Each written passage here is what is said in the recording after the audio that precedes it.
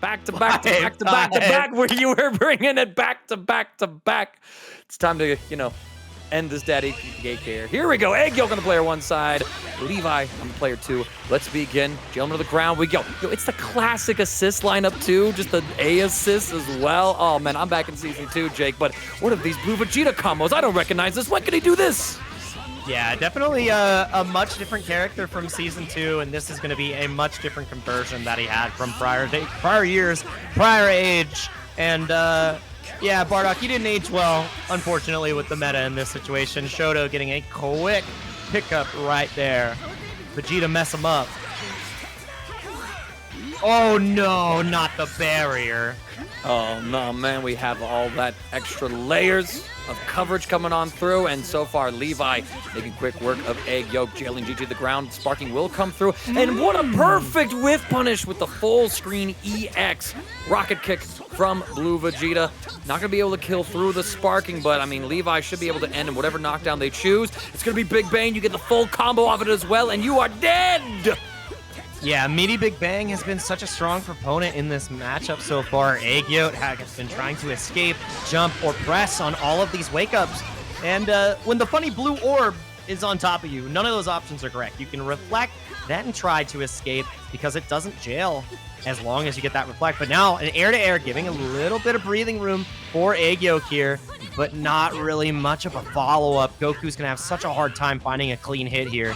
And the pressure is not cracking Shoto just yet. Oh, no way. No. Hell yeah. He needs it. He needs it.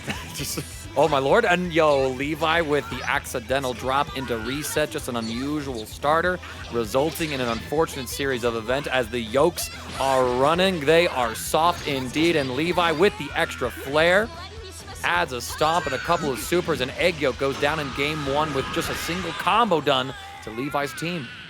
Yeah, excellent finish right there from Shoto. Completely dominant, and that's kind of the story I was trying to paint before we got into the match, right? Because Shoto, one of the favorites to go far in this tournament, get top 8. Egg Yolk, the unknown, playing a much different team, much different level of power level team, I would say. Previous years, this would be top tier team. This is Team Goichi. But right now, Goichi's nowhere to be found. Indeed so. And I mean, we got to see like one of the reasons, I think, towards the end, right? Like he was getting started off with the Super Saiyan Goku, but the problem with Goku just doesn't have a strong mental stack. He can alternate between the universal options like 6M and Dragon Rush. He's able to keep his turns going now that he has plus on block with the medium overheads and the EX overhead that we saw at the end there. I think it's Dragon Flash Fist, if my memory serves correctly, as the name. But outside of that, just you go, okay, I'm not scared of your plus frames because it's not like you're going to put me into an unreactable situation. I can see everything you're going for here, and we never really got to see Bardock just apply the pressure. And look at that, you get the tricky cross-up under DR, and Levi is just ready for it. Because again, Bardock also not able to withstand the pressure of the raid from Defiant Def. Thank you so much for the raid. Welcome to TNS DBFZ tonight, my friends. Getting into our first match of the day. Levi already up a game. And the Big Bang attack. Yeah, eating their breakfast. It's brunch, and the Big Bang attacks are refillable. You paid the price. And right now, the drop is a very fortunate situation for Egg Yolk here. Got to try to find this hit. Utilizing the gut punch. Great defense from Shoto. Will utilize the blocks there, trying to jail after that EX Lariat, and just gets cracked low. The Saiyan toes are no more. You got two Gokus, one young, one old, but one's older than the younger one. It doesn't make sense. It doesn't make sense, much like most of GT's plot synopsises, but I'll just talk a little bit of that blasphemy. Nah. Hey, I'm just enjoying the GTFS commentary Team 4 Star is putting out right now as Levi is putting Goku into this corner. We're going to see what the Oki to go is. Good defense. Not even going for the reflect there. Egg Yolk not passing the knowledge check, and that's disgusting. You're looking at the big ball in the sky, and you don't even realize that she's already got her hands around your throat, and the grip is tightening. And the thing that's so scary about that, too, is you have to be already on the ball and know that mix-up is coming, because you have to mash out, get the hit against the command grab to stop the Big Bang attack. Otherwise, you vanish, you get smoked. You try to tech, you get smoked because it's a command grab. And they only had Spark as well, but not able to escape. It's just going to be GT Goku versus the world. And right now, the MVP finding the hit. Gonna put Egg Yolk into one more precarious situation, trying to go for a cheeky little reset with the Big Bang attack though. And now Shoto playing it as slow as possible. Super Dash does end up connecting, and we have a little bit of breathing room once again, but what's the extension that gives you an edge here, man? Now to see what Egg Yolk can do. Keeps it simple, doesn't go for any sort of extensions, just goes right into the level 3 Super Saiyan 4. It looks so clean. Why can't I play as him full time? Oh, I wish. Either way. I'm right there with you. Oh, that was Side? kind of nice. Yeah, but no ability to confirm. I think he had to commit into like the reversal Kamehameha, which would have been fairly safe. Oh my god, that barrier though. The safest thing you can find in that situation. Levi is going to get a combo right here. Has the 3 bars, just goes for the record pressure. Spark out of the Labcoat. Oh no! Nah, the buzz, the mosquito into the bug zapper is what it feels like right there. Level 1, level 3 immediately, and I like that. Taking the faster supers to get a little bit more damage and not able to get a full hit here. It's going to be too fast. We won't get a punish here from Levi Shoto. But all you did was escape the inevitable. You tried to jump in, and my Rasengan's a little bit bigger than yours. And a big showing from Levi Shoto here to get a convincing victory. Let's see how the wrecking begins here. This is going to be, I think, a far more competitive set than we initially saw. Muzan, though, gets caught by the point-blank rocket kick. Inzem with a clean pickup. Starting off strong here as we had an early tag into cell. Wake up, perfect attack, and wow, dude, he's already... Is he going to be able to kill with the mid-screen loops here? No, not able to get a full confirm. Look at the setup, though, with the air key blast to jail all the way down, but didn't land in time to find a 2H, and Muzan dropping a huge opportunity there to keep Inzem locked in, and gets caught again. I think he was going for medium rocket kick there. And here we go. Muzan decides to spend the half of a bar for the EX Perp Attack midair to go for the extension. Try to greed out the first time and not use it, but this time says, I'm going to stabilize, make sure I can get the consistent route. Knockdown with Jiren, forces the spark from Inzem. Now both sides have spent that valuable mechanic. Here comes the 50-50. I think he somehow made it a 25, 25, 25, 25. That's a quarter, quarter, quarter, quarter. You want to say it in a couple of syllables.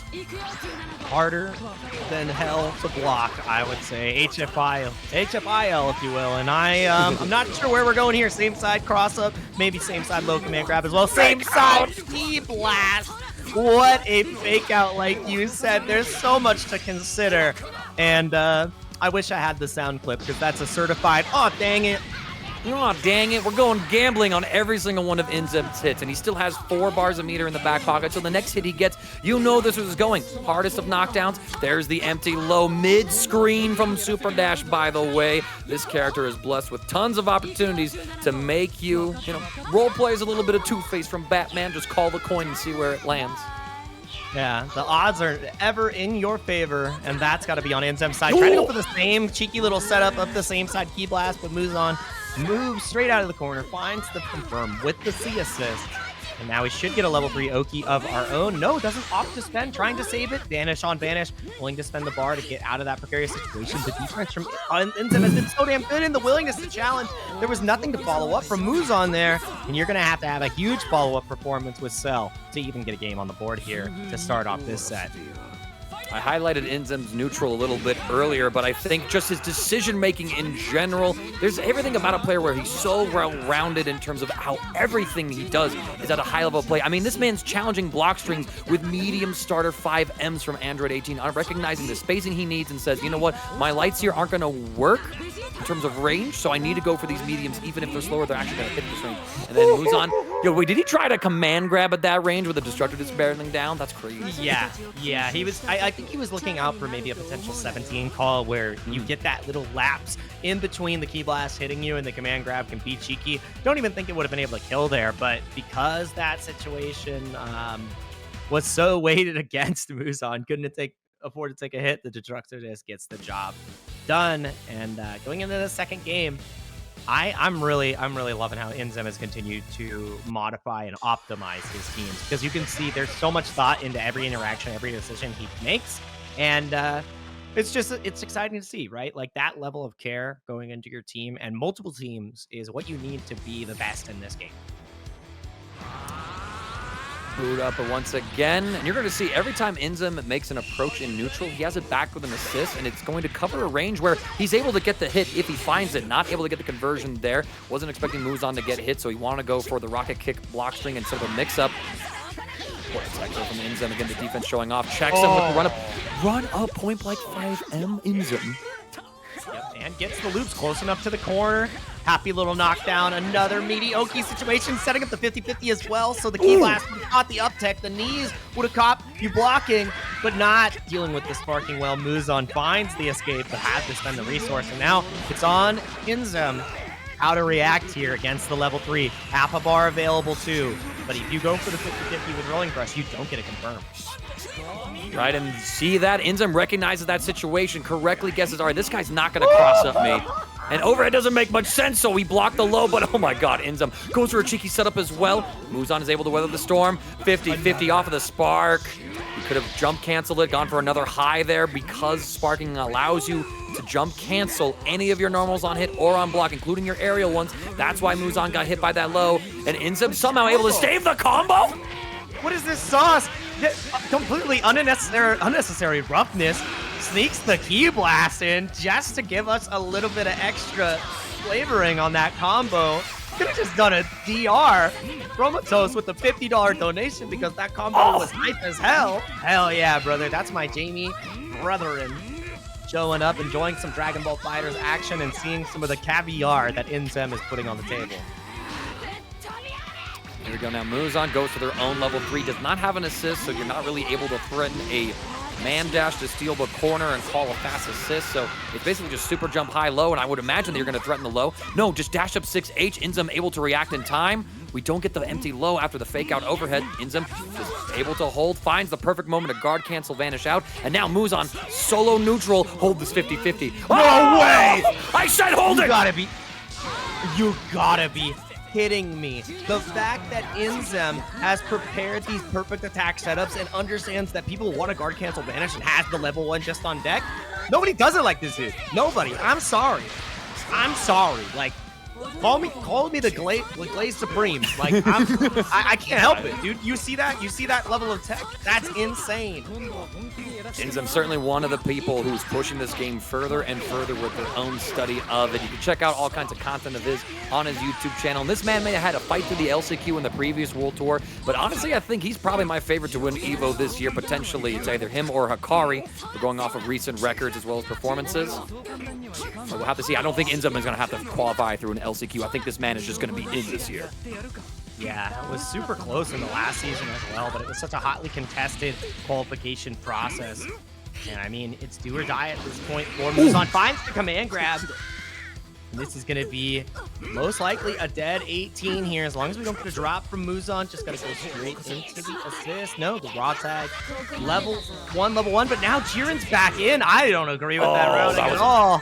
Huge misroute from Muzan because you could have gotten Jiren out of there with the swap at the end of the supers instead. Instead of tagging in Kefla for the extension, could have used the Kefla assist to link into a Dragon Rush, done the Colossal Uppercut with Jiren, and then he would have been in the back healing, but instead, now he's basically in one-touch territory. There's the touch!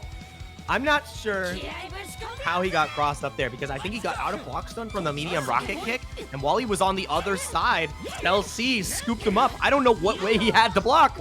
All I know is that the dome needed to be blocked in this situation. Stealing turns off of the super dash. Muzan can't find a way out. Tries to poke ahead. He's not able to escape. Takes the next hit. Inzem now with another knockdown. Just needs one more hit. Confirm this. Chases the backdash up tech. Fades back with a key blast. Muzan has to be completely careful. Respecting the rockets. Oh, this is massive, though. Muzan needs to finish this combo to force the 1v1. Gets it just now. Yep, level 1. Very nice. Okay, now it's a couple of green people. So looking a little blue today. Might be a bit under the weather. It's a Cell Junior color, though. I respect that color pick. Inzem. But Muzan runs forward, presses S. Could have been a reflect, could have been a 2-3-6S, but instead gets caught by a super dash, and Inzem will take it 2-0, just as Muzan was trying to find a little bit of momentum for himself. Match of the bracket is going to be Kayder on the player 1 side, KJPixel on the player 2 side, and yo, this is a forbidden starter to bait it. All right. Is he dead, though? Ow. I'm not sure. I don't know. He's not dead. There's no way. The combo, you would have needed the spark there to get yourself a pretty interesting situation, and I think that was a little bit of a miss on that combo situation. there as well for the Oki. Medium 5H after the tricky assist call. I don't think that was what was on the menu. And now KJPixel finding this hit to get a little bit of equaling damage right back with the drop on the first combo situation. Not looking good for KJ, as Jiren is going to be a non-factor for the rest of this game at least. Kayder going to be able to get the mid-screen extensions with Baby, just kind of outplaying KJ in some of these neutral situations. And you actually saw earlier, KJ was trying to bait out a 2H from the Jiren counter against Baby because, you know, Baby has the boomerang key blast that come on back. So KJ was waiting for Kayder to be in position, but Kayder just reflects everything out, able to escape it. But now KJ, the stylish Frieza, comes up to play. This is the character where if you're watching KJ, this is the guy to observe. Because, oh my God, this is why. She's saying it. I need I say more. Yeah, a couple of drops being observed as well. Even though the combos are sauced up, you gotta keep it airtight, gotta keep it clean, because every single opportunity that you have to hit Kayder and give them another opportunity might be your last, especially with how high damage this team is. Like, we didn't talk about it before, but Team Gohan, Super Baby 2, Super Broly, you get hit by any of these guys and the active switch into Broly with some of the highest damaging supers in the game. Goodbye health bar, but the pizzas have been delivered, and that should be Team Gohan no more. Well, they were for your father, but thank you for answering the door, young man. For that, you may die along with the rest of your race. KJPixel evens up the character count, but still plenty of battery and power in Kayder's team. Super Broly has not yet made his appearance. Broly can get access to 50% more damage if he's able to land a level 3. And Super Baby Vegeta 2 is going to be able to give him all the meter in the world if he's able to find the hit. Jail him there with the Eraser Blow. 6M works, but not much of a reward. No. And we catch him blinking! Yeah, in those reflect situations, that's the second time Kayder has really been able to find a huge hit there, but a drop from Kayder himself. Not able to get the spin to connect. Maybe a range issue, not 100% sure what happened there, but KJ definitely the benefactor here. And now it's time for this tuple to be defeated. Never mind, I lied. I'm sorry, Frieza. Oh, no, man. You commentators cursed the impression. That's a new level, Jake. And here comes Kayder with the Baby. Are we going to see an end of the supers here? Going with the Broly. Hey, no way! You scooped him! Welcome to the movie! Boom, up to the top rope. And no level 3 to follow up. Just gonna take the air situation, forcing the sparking out of KJ here, right back at you. Even though Kayder was at full health, didn't want to give KJ an opportunity to build 3 bars and go golden. And we'll see you later, Frieza. The Saiyans are coming out on top. The H2L re-jumps. I love watching Kayder play this character. My goodness. Can't believe they cut this scene from the movie. Broly just beating the crap out of Frieza for a good 30 minutes. Actually, an hour. No? 1 or 2 attempts on the fusion in that movie. They goofed. I think it was just the 1. No, it was 2. It was 2. They did, no, it was rule of 3 because they did the fat and then they did the old skinny fusion failure. I remember now. Comedy rules, man. But here we go. Punish. Absolutely worthwhile here. And the thing is, Kayder is going to have a long time until he can even think about bringing Super Baby 2 in. But the meter nerfs is going to be a huge proponent here. Do you have enough? And you do just enough to kill. Yep, and right there, Kayder not going correctly into between the fuzzy block. Could have gone low and then flickered back into high. It is a tight window between that JM pressure of Janemba. He has the delay JH overhead. Yo, but that J2H is instant, like the drop afterwards. Come on, KJ. Some cursed interactions with all the projectiles that we have. DR, nice tech from Kayder.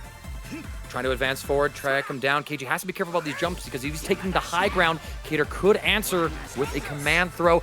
Not able to get the pickup though, as the neutral is still so tense. Yeah, look for the staggers again. We haven't seen a command grab. Oh my goodness, speak of it, it may go into existence. The delay, the tech, again. Both of these characters are one touch away. Kayder needs to find an optimal hit in order to close it out. But level 1, level 3 with a medium starter could do it. A potential air-to-air situation, maybe a beam that connects. But these counters have been so dang consistent from KJ. We saw this yesterday, playing in another tournament, trying to catch with a 5H falling. The jump again!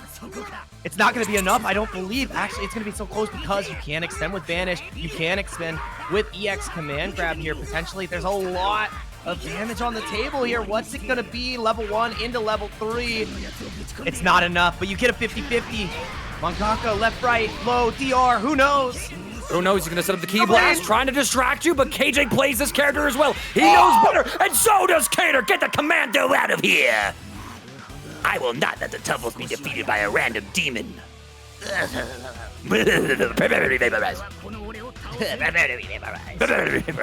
an old callback for me. I I worked with my boy Boocock. Shouts to you, David Boocock. And we just commentating, and every time we saw Baby Vegeta level 1 where he does like the full power energy wave, he just would always scream at the top of his lungs, prepare to be vaporized. Prepare to be vaporized. Prepare to be vaporized. By the king of the topples. I love it. It's just such a fun voice. It's such a fun voice. Yeah. The thing that's great for you guys in chat, I hope you're enjoying it. Like Mangaka and I have so much love for Dragon Ball, and we have too much fun doing the voices. So it's so good. My only disappointment, Hercule's not in here, so I don't have a reason to bust out the world's martial arts champion. No smoke and mirrors. Smoke and mirrors. So good. Back into the match here. Time to alien up to fight against Kayder. A narrow victory there in that first game. We see the jump S again on the command grab attempts here. KJPixel is 1 for 3 on the command grab so far, and you got to be a little bit more consistent there, but finding a way in with the dash for the drop again. The DR connects. There's going to be a ton of meter being built, and I said this team has massive super damage, massive opportunity for active switch. We might just go into S early here, but the drop drops again, though, Jay. Kayder's, I don't know if he's pushing the combos too hard or missing a couple of crucial links. KJ's whole drop there. He tried to go 2L into 5M, but the height was incorrect, so trying to optimize the damage, but not recognizing the difference in situation and streamlining for tournament situations is leading to a couple of these situations. KJ, though, able to get pretty stable combo. Lord Frieza's here, but it's not enough to kill. We are going to take the triple level ones. Ooh, wait a minute. I might have spoken too soon. I think let the cinematic rock for extra damage. Leave any victims alive. Oh, it is enough. No, Frieza's a weakling. I think I'm losing my touch at genocide. Never mind. Found it again. I hate it here. I love it here.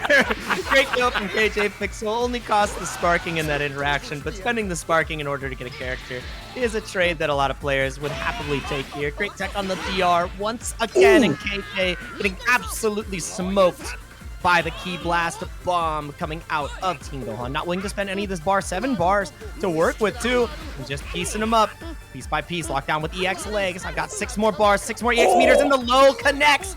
Witness the power of the Saiyan race. Not even Kakarot is needed. You're losing to the runt. How could Frieza, the tyrant, lose to a little Saiyan? Someone shorter than him? Even? Well, listen, he's about to hit my first form, so real quick. Yell at him, Broly. It's crazy. We have Johnny Young Bosch voicing that character now, Jake. That's great. I mean, it was a good call. It was a very good call, man. Such a good call. Kayder has the shirt off. Free the damage buffs. And yo, we knew. That is such a hard conversion to make. Like, you have to know it's going to hit to go for that Vanish confirm. Otherwise, you're putting yourself into a bad situation. But Kayder knows. Sets up the J2S for a little bit of Okazemi potentially. Scoops KJ! That's so dang smart, because now you're going to build more than enough bar. The sparking will confirm this kill, and it all started off of the up. The 2%, but the drop again, not like this. Is the combo too far? Oh, Kayder had a huge missed opportunity. When you're in sparking like that, you can empty Vanish in reaction and bait out and punish the cancel option from Vanish. But here, Kayder, oh man, hit me with the stamps. I love this. He's on the stickers. Yes. He said, oh man, drop opportunity, American Reset on my TNS stream. You have to see, this is KJPixel's point character. It's Jiren the Gray. A brick wall in terms of, you know, defensive options and potentially character writing. Yeah. I like that too. Bland white toast character? Yeah, absolutely. But the thing that's so scary here is obviously we've seen KJ so consistent with the ground counters in this situation, but if you go to the sky against Kayder, you have that command grab, you have the 2L, which is just so damn potent. Love the little dash OS there, but the side switch, not able to get a full confirm. You have to be so scary. The dash block again, but he's too far. The reflect was actually an error, a little bit too good for his own good. Kayder might have been doing it just to be safe. I don't know if he pressed a button and then had to go for a car cancel afterwards. The 5H from Jiren scoops. He says shirtless behavior is not true strength. This is what it takes to be the strongest. CEOs next week. We're not in Daytona yet. You can't be beach ready. You gotta put those puppies away. Kayder, though, back on the Team Gohan. Only needs 1 touch, 1 2M, potentially even any light starter, because the level 5, level 1, level 5 is just 10 billion damage to deal with. And it's going to be a little bit hard here because if you do leave a gap, you have those counters in the 2S to worry about. So the air approach becomes that much harder. 2S! And that's exactly what happens. And KJ's going to take a quick knockdown here. Keeping the combo short, probably just to set up a soft Oki's situation. 2L's going to catch the up tech. And we're backing off. We're wary of that DP, but KJ he's got to find the next hit. Has a full extension as well.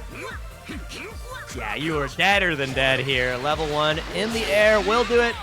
And it became a battle of the button economy where Kayder on Team Gohan he can't go into the ring against Jiren. The reach is not there in a lot of the different areas. And the way that Kayder wants to open up his mix-ups all fall into the traps that Jiren likes to place with the 2S and his counters. So it needed to be a miracle there. I mean, he had a full life bar, but when you have limit break and that meter 2 touches, take you down like it's nothing.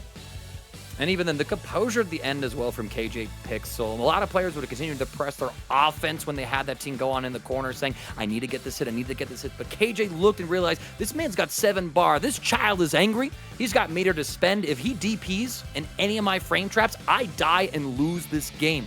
So he just backs off, looking for Kayder to blink.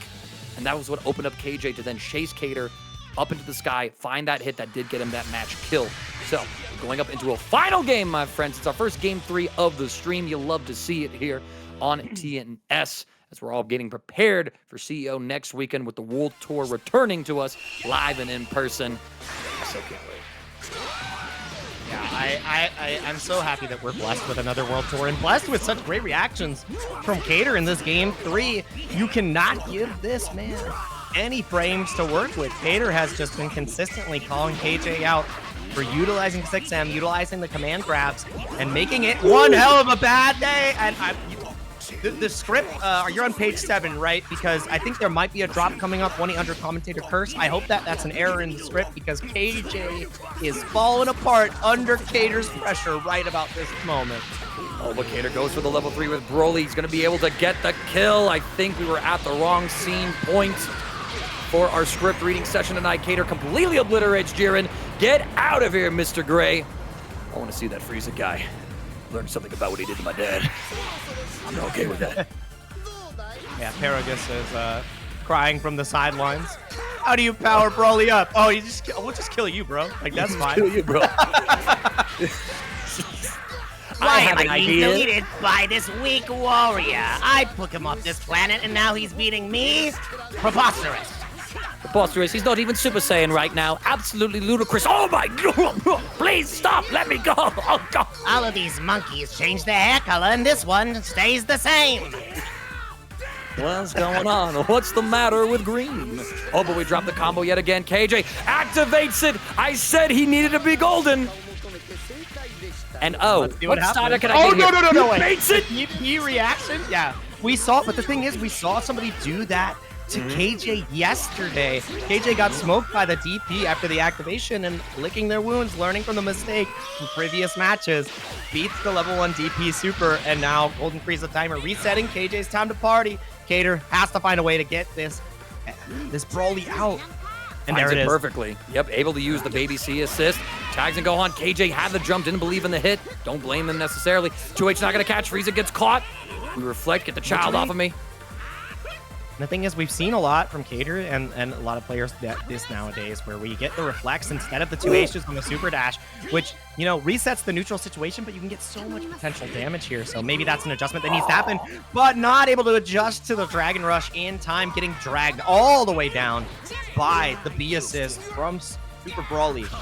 And you are going to get smoked here. No spark to escape. You got to block this the classic way. Yep, we set up the acid rain again. Stagger pressure here. KJ not falling for any of the baits. One reflect will do. Oh, I don't know how intentional that was, but it looked clean, Kayder. Bringing KJPixel back down to the ground. We just had to complete the combo this time, Jake. Yep, and hopefully we're able to see that here. The DP assist into the command grab gets it done, and I do believe that was intentional because that Ki Blast on the way back pulls you out of the corner and allows Kayder to get that cheeky little left-right situation. Courtesy a la garlic bread. I've seen it many times, and that mix-up was served hot. Oh, the we whip were- reflect. You ever just be too quick to deal with the slow projectiles? It's kind of crazy. And oh man, okay, KJ, now applying the Lord Frieza sauce. I spent at least 3 months on this one combo alone. That's kind of cool. With 2L to get the level 3 timing. Excellent stuff. Not able to find the conversion here. Not that much time left on the Golden Frieza as well. So you have to be able to get this kill, get that restart on the timer. And like I said, it's completely done. Now, no bars to work with either. So you're playing with Vanilla Frieza and the 2-8 at the end. When it matters most, the reflects are coming out on every single other super dash. And Kayder, when it mattered most, finds 2H. Sends KJ to the loser's side and shows us a masterclass of the Super Brawly Baby Team Gohan team that they have put together. Two-side USA versus Mexico. And we're back at Destroyed West City. Inzem seems to like this stage since he's been the player one side. Oh, crack. Yep. And show me the loops, brother. Immediately finding that 50-50 full extension. Down we go. Knee drop. He blast up. No, not this time. Waits a little bit. Playing it patient. Spin comes out, but no follow-up, knowing that the assist could be behind, and you don't really get that much of an extension. But running the 2H all the way downtown, coast to coast. Show me the loops, brother. Mid-screen, Bombo Nation, an abomination of a combo. And that is Levi Shoto losing the Labcoat immediately.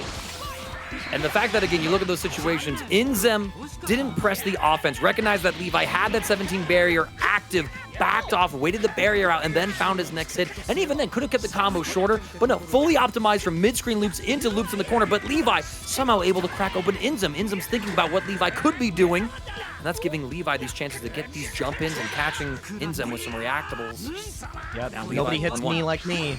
Yeah, and I mean, that's just an even trade. The only difference here is the meter lead here for Inzem. So while Levi did end up evening the characters, Inzem, Face Vegeta did his job. He built 6 bars, which is 12 perfect attacks for Cell. And there's one of them, and the immediate punish on the first perfect attack. Oh my goodness.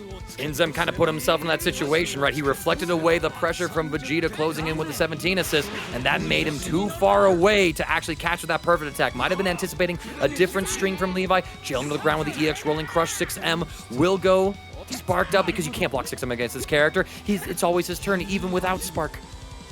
And the thing that's so Sam, scary about this too, wow, the M's double trouble. That is going to be a dead Cell. Potentially he's going to build so much meter here because of how much you get off the Big Bang, and he's still in Sparking. Goodbye, Cell. The alternate universe that we're getting to see in Sparking 0 is coming here, while Blue Vegeta is in Sparking for Dragon Ball FighterZ. Speaking of getting in Dragon Ball FighterZ, thank you all so much, Tyrant, for the raid. Be good to see you in CEO next weekend. Bro, send it full screen. Auto combo. Square Button Society. Shouts to Acoustics as well. I think we'll be seeing him over in CEO for Dragon Ball. It's gonna be nice. Hang out with plenty of the old faces and crew that we got around here.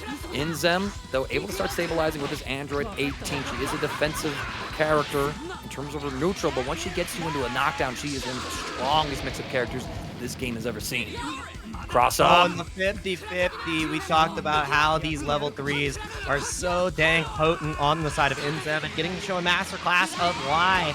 Also, let's keep it respectful in the chat. No need to attack these players. Everybody presses a little auto combo here and there. It's in the game for a reason. And Levi is in this lead for a reason. Lockdown. Oh my That was God. so disgusting. The first reflect comes out from Inzem, but the full commit with the cross-up, the second EX on the Lariat into the third. Inzem got the wires crossed, the neck broken, and man, what a way to close out that first game between these two. Absolutely unreal. I think Inzem was relying on the one reflect because at a high level of play, you want to see people kind of like keep themselves safe enough. Reflect is a very powerful tool, but if you over rely on it, it does open you up to getting whiff punished for going for it. There's a lot of ways to bait it as well, using a key blast to trigger it if you're pressing it, mashing it in a block string. And I think Inzem wanted to go for the one reflect and chill, but Levi pressed the advantage there still, and one reflect wasn't enough. Sometimes in some situations, you need multiple reflects to come on through. Yeah, and it's hard to continue to follow up with all of those combos. Also, I love every time that we see Dragon Ball on the TNS stream, we get all of the old names in the chat showing up. Shoutouts to Kill Sage. That's my goat. And if he was still playing, he'd be winning because he's a sweat.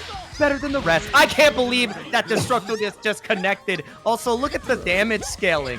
That is nuts. Here we go, scoop him up, take him up into the sky. Inzem brings him down. One more Destructo Disc to extend. We have the level 1 here, powered up by the command throw as well. These are some high damage ones. 1-1 is enough. And again, Levi, the strategy of bringing in Labcoat up front so that you could just get rid of her immediately is a bold choice, to say the least. But, well, I mean, game one. We talked about the reasoning why the Labcoat was on point. She died immediately in game 1, dies immediately in game 2. Maybe a little bit of an adjustment needed, even though Levi did get that first game. But she's not building any meter, putting in any work. I don't know. I think she's been defunded by Dr. Zero's Red Ribbon Army. Oh! He left his inheritance to other androids. She's like, honey, what? I was your wife. The fuck? Dr. Hedo needs that cash, man. True. You know what I'm saying? Yeah, right. Bros before hoes. Here. Not like this. It's for my grandson. You're done. Levi is just taking part in a combo exhibition from the likes of Inzem, but the drop, too much dip. Not enough simplicity. And it makes Inzem have to find one more hit on the 17 and take this unrelenting Rekka pressure, stealing the turn and just jabbing out, but not getting a full confirm as well. Has one more C assist, and that's why you see Levi Shoto not pressing after that rocket kick situation. 50-50, not going for mids. Plenty of mids. Here's your next 50-50. Great defense from Levi. Still has access to Spark. Has not felt like he's had to use it yet. Recognize that if he sparks here in this situation, he's probably on his way to losing the rest of this game. So he holds on, says, if I don't block this anyway, it's going to be harder. I'd rather have level 3 Spark for the blue Vegeta or use it. Okay, finally cracks on that one. Says, I'm running out of time. Pressure's on, finds the jab, and oh my gosh, 17. He says, you think my sister hits hard? Let me show you, Vegeta. Yeah, this is the safety ranger here, all right? Containing the wildlife, the wild beast that is Saiyan Saga Vegeta. Blue Vegeta back on the screen, and that is such a, you know, a terrible position to be in because that 17 wouldn't have been live, and it built that 7 bars, gave Blue Vegeta the meter needed to set up situations like that. 1.5 bars to get the hit. Absolutely cheeky little mix-up opportunity with the complete down tech from Inzem nullifies that setup. Excellent reaction there, too, against the empty vanish. We tried it 2H. Yeah, we were expecting Inzem in the sparking pressure to go for a jump to get a cross-up, but Inzem just keeps it simple, says, I'm going to just 6M you all the time because this is one of the safest pressure options I have in Spark. For that reason, you read a jump cross-up with a 2H, you just get blown up, and now hold this 50-50. It's also that reverse mental stack, too, because against Blue Vegeta, you go for 6M, they react with command grab, you get completely smoked, and Inzem using that knowledge against Shoto to get the pickup. Command grab comes out once again. Air-to-air pressure, trying to keep yourself airborne with the J2H with the medium command grab. What's the light one? The cell C, and this is, oh yeah, you're right, it was the light one. And that's light work on the Blue Vegeta. Yeah, if he hit that medium one, I think the angles are different between the light and the medium versions. Levi recognized light one's going to hit at this angle, but because of that, only got a slide knockdown, did not get a slide knockdown launch to get a combo extension to kill 18. So instead, has to hold all this, but nah. Here comes Sista. Had enough of this one. Anything you can do, I can do better. Degree in bombology put on display, and it is 1-1. To send us to a game 3 between Inzem and Levi Shoto. Banger match early on in top 8. This is where everything gets so incredibly exciting, from the moment-to-moment decision-making choices that the players have to go through, as well as the reactions and the crazy situations, as well as the bombos for days. It is so cool to be at this part where the game is still alive, still doing great. Been a rough little bit of time here and there for some players. I know, but rollback is functioning. We're here. We have another World Tour coming out. The game is 6 years old, hasn't seen a new DLC character in about 2-3 years at this point, and we're still getting support. We're still getting Bandai saying, hey, we want to host events. We want y'all to come on out.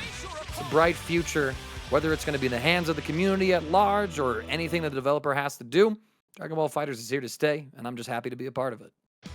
Yeah, right there with you. Happy to continue to be a part of the Dragon Ball action.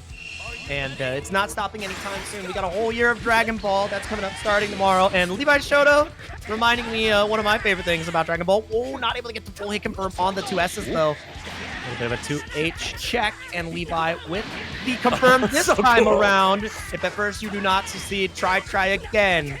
And it works out just fine. Inzem now forced in the corner, and this is one of the weaker parts that base Vegeta has, but finding a pickup immediately, sparking into the knee drop.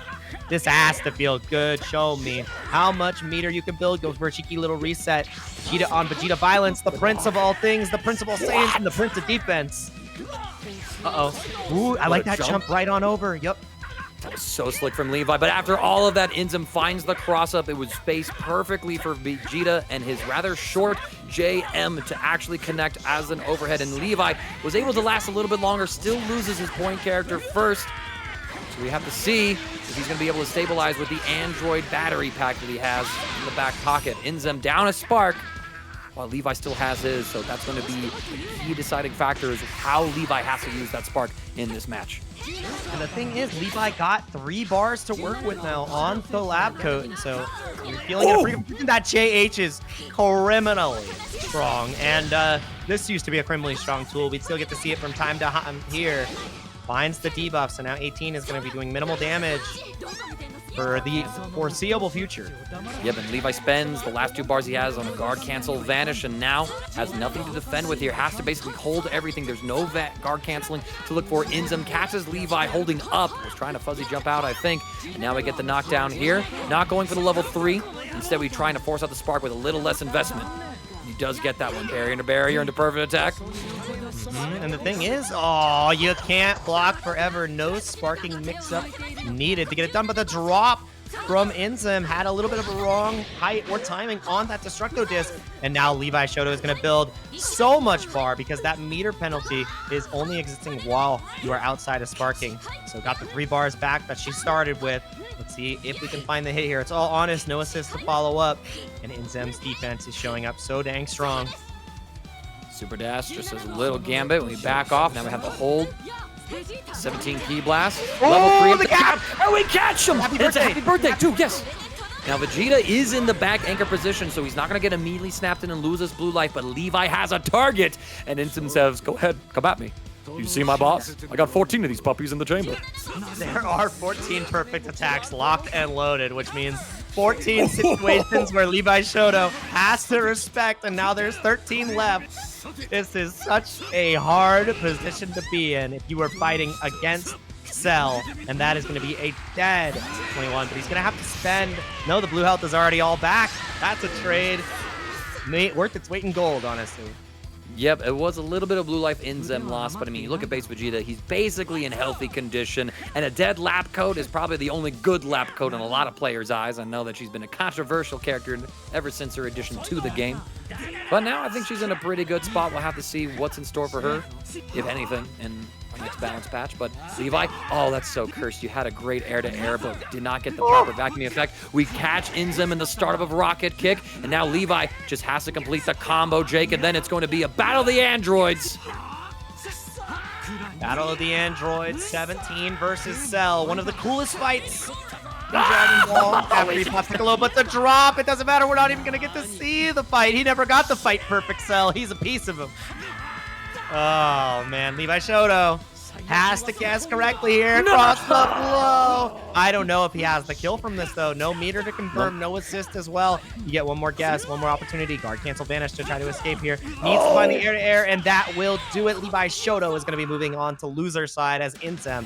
It's a resounding victory off of the drop, keeping the base Vegeta alive. So much of Capcom still enduring, right? With Street Fighter 6, the Marvel vs. Capcom collection being re-released for PCs and modern consoles. Oh my gosh, it's a crazy time to be Giving alive. people unprecedented levels of copium, but Yes, true. hope no more as we see Dragon with some amazing reactions on the first cross-up of the game. And it's time to play Nappa, but the drop on the 6H, really interesting there.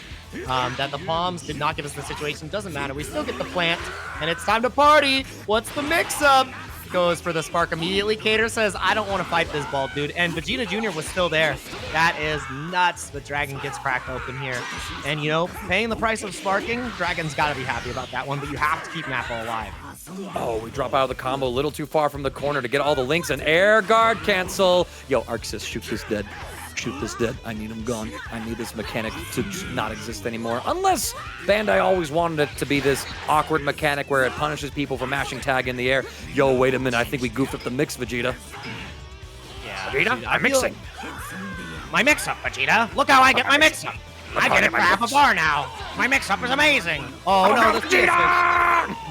You hate to see it here, and now that is going to be more than likely a dead Nappa. As long as Kayder can find the knockdown, the JM is not needed to get the DR here, and Nappa is no more. It's hair for the Saiyans moving forward. All right, Kayder did spend Spark to keep the team together. Dragon does have Spark in his corner to work with.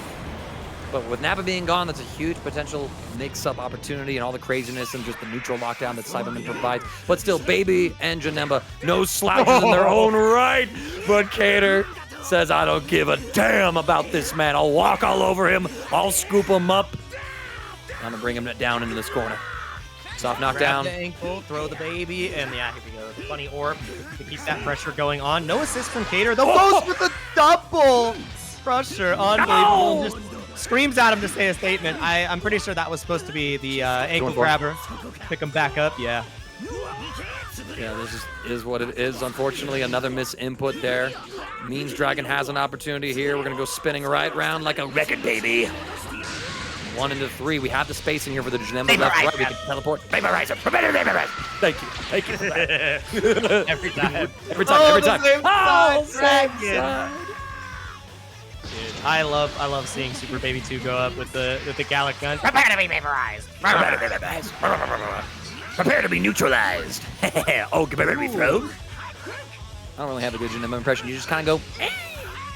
Yeah, he just kind of shouts. He doesn't say many words. 50-50 coming out for the reflect on the beam startup right there. Really great awareness. Now locked back into the corner. Dragon just needs to find this one opportunity, but dealing with EX legs from Kayder in the air is quite difficult. Not able to get the full confirm, but the key blast gets the job done. The little man cannot fight back. Now Dragon is going to be able to extend this with the assist tag in to Super Baby. The spin, building up plenty of meter despite the vanish penalty. Now set up the Super Broly assist. Simple pressure right here. Kayder, it's a waiting game. Gets caught. I think that was a reflect or a button press. I think reflect was the option. Yeah, you think so too? I didn't see a green thing. And I mean, if we saw the whiff green, it would be a little easier to tell. Yeah, Piccolo doesn't stop it anymore because no green things on the screen, only Cybermen. And this is going to be massive damage. I think he's actually going to be able to kill Dragon here. You can go EX, command grab, potentially level 1, level 3. Should be more than enough. No, just going to go dive level 1, level 3. That is... Thank you. And the Super Baby Death Ball is going to do the job. And now it's one-on-one, mano-y-mano. Super Baby 2 going to be duking it out with Janemba. Who's more evil, the Tuffles or the personification of evil? Evil itself. Well, in a way, we kind of both snatch bodies, so I feel like we're committing equal crimes. Yeah, it's true. True. They can't help themselves. Can't help themselves. I would reply as Janemba, but I don't think I knew. No, he doesn't understand English. He only understands combat. And also, look what I can make out of this. It's a cool sword. Yeah, I like swords. Oh, get caught. That was sick. And you get the full confirm. Boomerang, come back. Acid Rain to get the full extension, but the drop from the JL, not what you're looking for against your opponent from HFIL. Air to air, not getting a full confirm. Dragon just needs one hit, maybe a command grab. You have to remember, Kayder has been so dang good about those JSs. That's how he's able to beat KJ before. And he 2 Ls through the command grab. Unbelievable. With a proper extension here, he's going to have level 1 into level 3. Kayder, unbelievably closing out the game. Gets it done. The negative energy in the world. You were 2+ for your own good. And you can't get scooped. You get too many frames. The tick throw was your undoing. That was the entire problem with that sequence, right? Dragon jumped in, actually got the hit off of it, right? But was already committing to going for the mix-up. And sometimes that just happens right there. Had Kayder blocked that, then Dragon's FGC's command grab would have worked just perfectly fine. But because Kayder got hit, the command throw whiffs, and you lose the set because of that decision-making there. So potentially, Dragon has to go, you know what, maybe my tick throws need to be a little later into the block string instead. We'll have to see, because either way, could have gone either way. Explosive competitive set right here. and we got our man Nappa back in, so It's time to be hilarious and quote everything I say. It's true. Can't help ourselves. Also, as the spectator, we unfortunately don't have sound effects. So, I mean, we could do our best. If you want sound effects, we could just focus on that. But I think our time is better spent with focusing on the match here. And the Stagger City has been populated. There is a Super Baby 2 waiting for a prominent mix-up coming here. I think you forced a spark, Kayder. No, actually, wow. Time. Stone Cold. There's another one. He's still here. He's still here. Vegeta, look at my little Vegeta Jr. There's another one. Vegeta, he's blocking Vegeta. Oh, and Vegeta, I hit him. Look, I can combo. Look, I can fly. I can combo. I can beat you as a baby. Unbelievable. That's for killing me, Vegeta. He can't even get the satisfaction of killing real Vegeta. He has to kill. He has to kill possessed Vegeta. Also, yeah, holy bombos indeed. I feel like if there's any character that can make the kill stage return to this game with the mix and combo structure that it has now, it would be Nappa. Midnight pointing out that we just had the moderator's curse. The moderator's curse is insane. Lindsay was, that is insane. Lindsay was like, yo, Kayder's defense though, and then he finally gets hit by the two of them. You can't use your powers for bad, all right? You gotta use them for good. And right now, Kayder feeling good about this corner pressure situation. Tech coming out. The air-to-air JL check from Dragon. We get the Cyberman plant, but we drop the combo, and now we have a wild Vegeta Jr. And look at this. I mean, he gets hit, plants another one, and it's just... Dude. Yeah, there's the spark finally getting rid of the Cybermen. Another plant, and you've got to deal with even more pressure. Dunk, dunk, dunk, dunk. Lucas, actually, that's such a great quote. I'm going to find it. Oh, but DB, not able to happy birthday off of that one, though. Kayder drops the combo as well, looking a lot less polished in this game, too, here. But sometimes with the craziness of Dragonball happening, crazy things happen, and it's hard to get the right conversions for them. We're holding the Janemba pressure. We get caught again by the same aerial sequence, going for the jump key blast into the sword. Catches Kayder moving, and now it's a dead Super Broly. And it's up to Team Gohan to try and clean up, well, his dad's messes when you look at the roster. Exactly. Unbelievable. It's like, man, how did Nappa survive here? Vegeta's gotten possessed.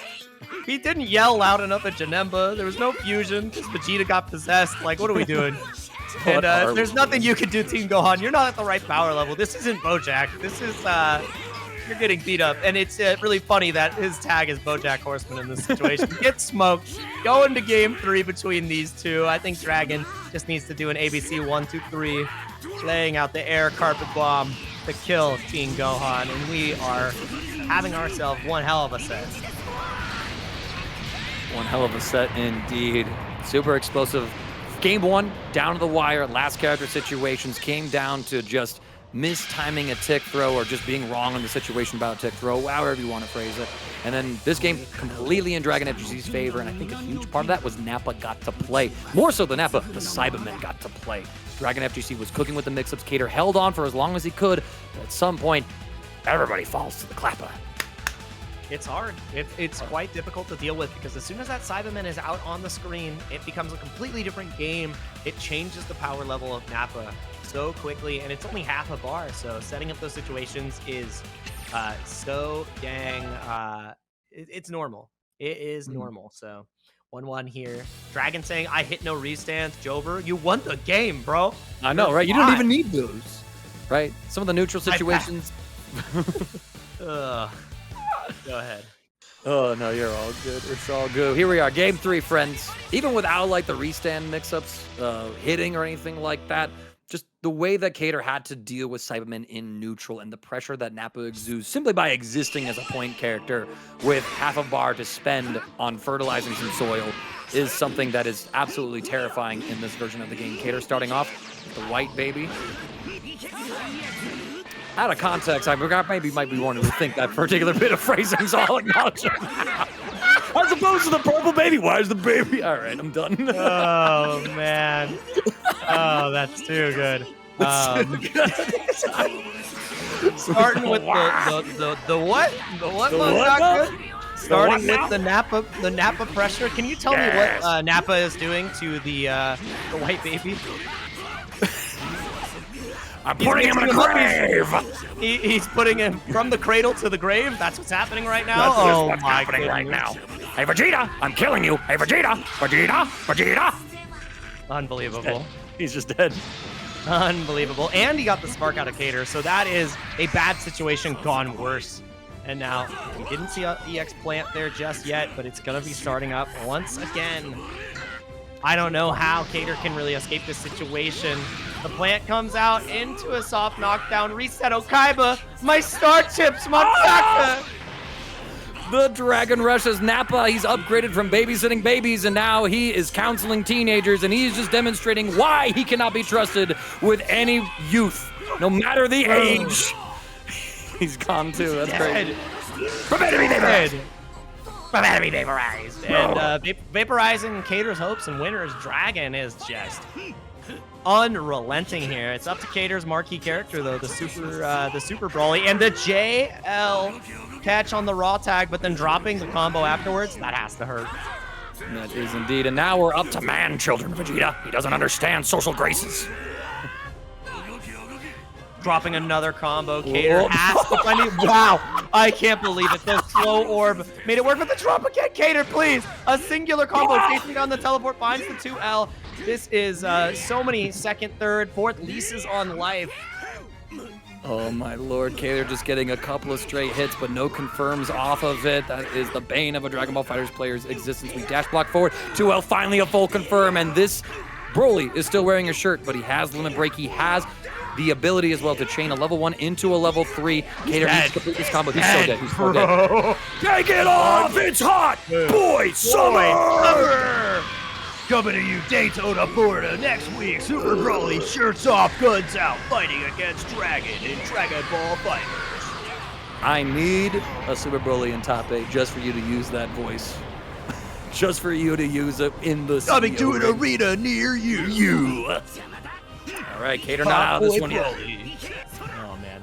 Lockdown though, and having to deal with the acid rain, there's not a lot of ways that Super Broly can really evade this, and he's a big boy, so it's quite difficult to really find the way in. That was the deepest float cross-up I have seen in quite some time, and that should be more than... No, the drop again! 1-800 commentator curse. I can't help myself. Side switch. Back we go. Do the homie. Send him on. Shout outs to Ringe. Here we go, take him down as well. A little bit of a setup. We back off looking for a tag. Oh my. Ain't no way, Kayder! Ain't no way you about to do this! Well, it's time you step up to the champion. This is so hard because you get that EX Cyberman plant and this turns into a different game, and you know that Dragon is looking for that laying down the carpet. Getting the catch on the Key Blast, trying to catch him, landing, thinking that the Key Blast would connect, and that was one hell of a whiff punish from Dragon. My God! Listen, I produce for the champion. That makes me the champion. Do you understand? Let's see, I was like, that was almost 4K games there with one, and it is another player representing Mexico. It's gonna be going incredibly quickly, and they sure do love their Cell Blue Vegeta. I'm not gonna lie. Oh, interesting. We don't want to deal with this Frieza, so we're going in for the snap and said, all right, Vegeta, you wanted me? Here I am. Yeah, This is not going to play like Resurrection.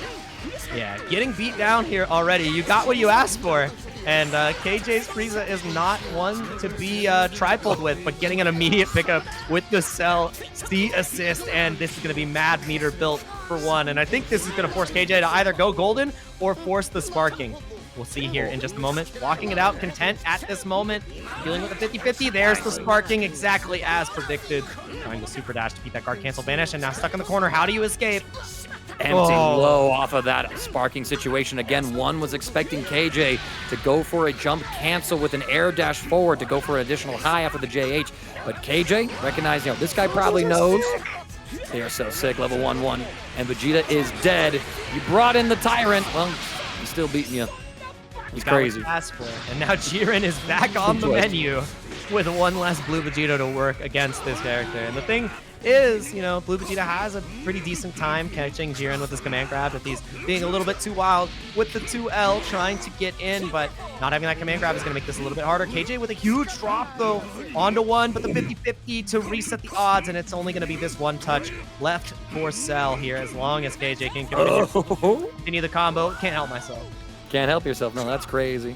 Well, in fairness, you were preparing the option like so long as, right? But even then, as we try to apply these incantations to weaken the power of the commentator's curse, sometimes they're just too strong. Sometimes you just can't escape. One now, getting the knockdown here, tags in Goku Black. Now this mix-up is pretty potent actually, because with the EX teleport, you can go for the same side, you can go for a safe jump cross-up as well, or just teleport to the ground and go low. You block the cross-up, you check the DR, so one, not able to get the hit. Caught the recovery of the dive kick. The awareness there from KJPixel to utilize the 5S is so dang good, and getting a full confirm here as well. That's the beauty of the assist on this team. The C assist probably coming afterwards. Nope, just going to spend the supers. Save the assist for Janemba if the first mix-up does not work. Let's see how it goes. Left, right, and we're still in the corner, and the defense from one is looking so good. The gap has been exploited. Mind the gap. Mind the level 3. 50% off your Janembas if you buy now. This time we go for the cross-up, and we go into a DR as well. KJ gets perfectly reset, but still not enough to kill. Has to tag into Cell. We are going to get a... Ooh, okay, see? There, I didn't say should be able to. I cursed it. That's my B. Perfect attack. We're out. Comes out. Resetting that neutral cadence. Again, catching with the blade in the sky. Not letting one take too many turns afterwards. No stealing turns, no being cheeky, but the super dash connects, and KJ's Janemba is no more. Now it's a 2v2 situation here as we are getting down to a battle of these villains. Actually, pretty iconic, actually. You got like Z villains and then super villains in the back. That's kind of cool. Yeah, I like the way these teams have been designed, and a classic design of the game, 5L into DR should be more enough to kill here. As long as we get the full extension, pizzas are hot and ready. What more could I tell you? Frieza pointing at Cell like, what color is this? Hold up, this is not your usual green. What is this? Everybody kind of favoring that Cell color 2 tonight. Inzem was rocking that earlier, and now we're seeing one with it as well. Are we running forward? Oh my God. Oh, the stare down and the cross up. JM is going to do a hell of a lot of damage. Might not even need to spend more than the level 3 here, and I think that is going to be the case. Down to just Jiren versus Goku Black. Super on super villains. How could it get more violent? We're about to find out today, as it's really a one-touch situation for either of these characters. One goes for the mix, goes back into the DR. I think he's just trying to pick on throw, namely to try and call it a counter. Unbelievable! It's happened not once, but twice, and that's what gives one the victory over KJ. Normally we see KJ with really good stress reactions in those moments, and it just didn't come out this time against one, and that was the one key. IAD buttons, all reliable, made it happen. I don't know if it was a 7 jump either. That might have just been a raw cross-up, and sometimes that's all it takes. Sometimes it is all it takes. We're going to have to see how the set develops as we're going to be preparing to go into game 2 here. But I mean, again, one kind of alternating between Dragon Rushes and cross-up inputs, right? Not really like using a couple other the layered options that they do have at their disposal. We didn't see a command throw with Goku Black, right? Didn't feel the need to go into there. And I feel like some of the decisions there from one was, okay, in this situation, I want to go for throw to try and call out a counter from Jiren, right? That could be some of the reasons for this RPS decision-making that we're seeing with one's offense. But we're going to be queuing up. We're going to have to see how things are going to progress there. And if KJPixel is going to be able to continue this top 8 run, you know, it's crazy. Again, I mean, chat's already know this one as well, but, you know, you look at KJ's matches and ranked, it's 69, 69, and then you look at his battle league ranking. How do you get that? How is it so perfect? It's crazy. Yeah. I don't know. Fuzzy guys, $100. With simple goals. And now one going for these simple mix-ups here, but the cross-up, you can't even see him in the beam. He's too small. Short King, rise up. Sword Prince. And here we go again, one with the same strategy. Does not want to have the clearance. He wants to go for this Frieza. And I mean, hey, if it's not broke, don't fix it. Understands that this is the character. Maybe you don't have the most experience fighting, right? So the best way to deal with it, instead of learning and trying to deal with these mixed up pressure that it is providing, is just kill the character. The art of getting hit. The art of getting hit. The fact that KJ's slow fireball there. Was actually able to save one from the 2H. Is crazy to me. Frieza's betraying himself. Vegeta now gets the next hit. He's going to be taking KJPixel up into the air. Probably has to go into either a soft knockdown like this. Oh, you caught him jumping. KJ just want to hold this pressure. Finally, one's plan. It backfired him before. He was still able to win the set, and now he is cooking this Frieza. Exactly, and this is going to be lights out for Frieza here. Level 1 into level 3 should do it. He was trying to play some freaky alien neutral, and he jumped forward, and now he's gone. That's what happened, man. That is rougher than rough. If you understood what I just said there, chat, that was the most PG I could have made that statement. But he's a fan. He's a fan. Oh boy, the counts are coming out from Jiren. That's the freaky alien neutral. Scoop him up right there. One now. Just absolutely on a blitz here through KJPixel's team. Going for the soft Oki resets as well. We get sparking pressure. One doesn't want to hold this anymore. Goes through super dash, chaining KJ to the ground. Another cross up. That one was absolutely disgusting. Keeping it simple, we get the extension with the assist, and one is about to put KJPixel at death's door to the gates of Hiffle. To the Janemba 1v3 situation. Dude, I blinked, and one is one character away from taking down KJPixel. This is incredible. KJ out of Spark already, too. Gonna be running out of time here because it is only the level 2 Spark. Definitely a rough situation. Not even getting the punish on the counter because of the way the air interaction played out. Oh, that's so hard. That's so hard to tech, actually. I don't blame anybody for getting hit by that one, but KJ needs to find that clutch factor within him. Blocks this cross-up, techs that Dragon Rush as well. Now he has to find the next way to escape the situation. Slicer catches again. The pickup with the B assist. One is doing it to him, Jake. I can't believe it's not neutral. I can't believe it's not combos. And I can't believe it's over. KJ is going to be going home at 7th place. I mean, he's already home, but he's sent there expeditiously by the one and only one. Good stuff right there. The Gnaw-Eyed win. GG's. Not the Gojo Satoru. Oh, man. Not like this. Up front. Instead, giving us a little more character diversity in the top 8. And the thing is, for those of you unfamiliar with Danjol as well, in the LCQ of Dragon Ball last year, it was Danjol who got to Inzem at the end of the day. But Inzem was on a tear. So, you know, so close yet so far. 2nd place doesn't get you into the tournament. And getting to see Danjol, again, one of those players that we'd love to see potentially compete at the World Tour. And show me the Vegeta loops, brother. My God. DR down, not enough to kill, but a level 3 mix-up for your troubles. Give me a spark. Put it in the bag. Left, right, Lucas. Get the button ready. Let's go gambling, chat. Oh, okay. We did it. Oh, never mind. That's fine. We got out of it. That's crazy. You blocked the 50-50. You successfully gambled, and then you still lost your money. That's crazy. Mugged on the way out. That's you ran it one more time. You ran that back. True. Oh, bro. M into the chariot tackle assist. Unbelievable from Muzan. That was clean. Pretty big risk to go for it, but yeah, clean decision. Backdashing out, trying to get this work. Make the slight walkout from Danjol. You see that double overhead? That is such a small micro step decision that pays off huge, and it's not easy to do. Takes a soft knockdown. Barriers through the spark, but not able to get a punish in time. Great defense once again. Muzan looking for an opportunity. Sparks right out, knows that it's time to challenge. Oh, no. Low this time, and Muzan finally cracks as Android 18 takes it. It's a perfect sell. Pushing towards the corner. Let's go gambling again, chat. Let's see if Muzan is a lucky guy. Left, right, same side. Let's go gambling. Ooh, got it again. The fee is a crazy 50 blocking god and gets hit the same way by a stagger afterwards.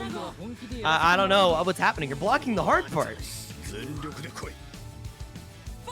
That's just some things how it goes, right? Like, you get that sigh of relief. Okay, I dodged the mix-up, right? But you're not out of the woods yet. That's the hardest part. We thought there was going to be a cancel, and we reflected. There's no really good strike cancels that 18 has after she gets a 2H. I mean, you're looking for a barrier play at the very least, so I don't understand Muzan's decision-making there outside of just, 2H panic. Maybe you're looking for super dash. Actually, that would be the one thing that warranted.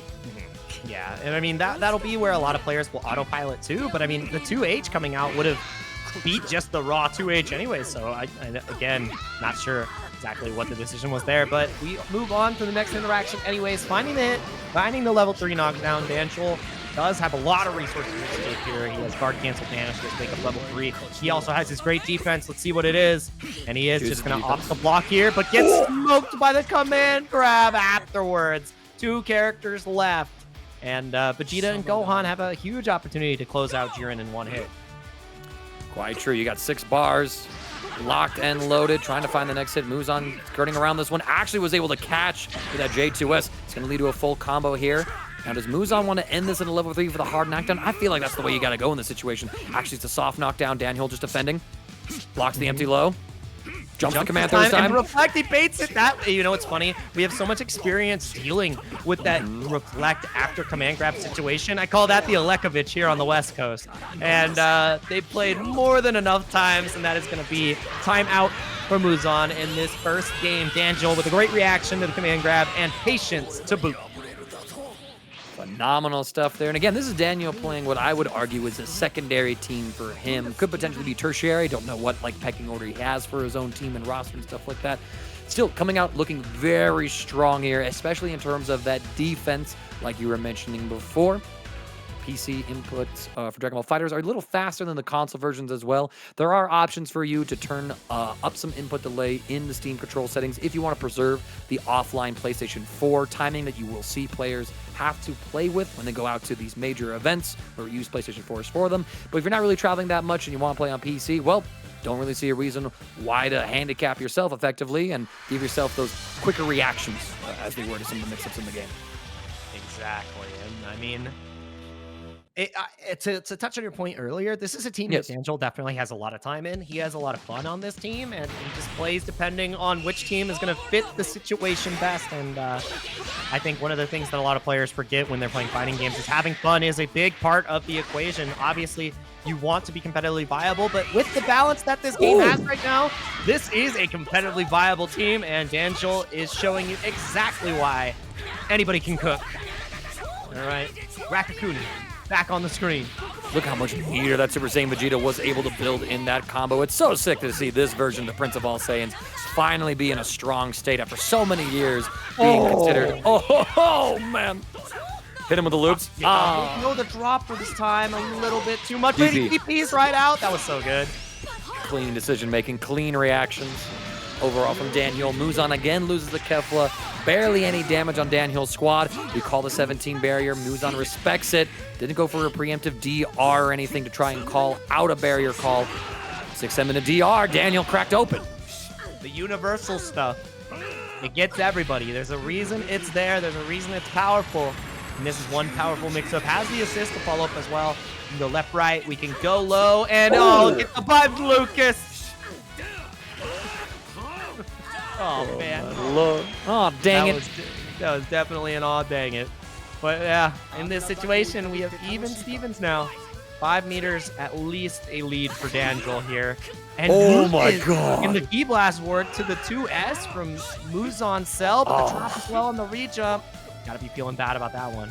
I know, a drop at this level of play for Dragon Ball FighterZ might as well be your own character getting comboed because that was a knockdown, an extra meter loss for Muzan. Now you gotta hold this mix. We jump it out, and Jiren's there to get the side correction as well. Muzan coming back here with a vengeance.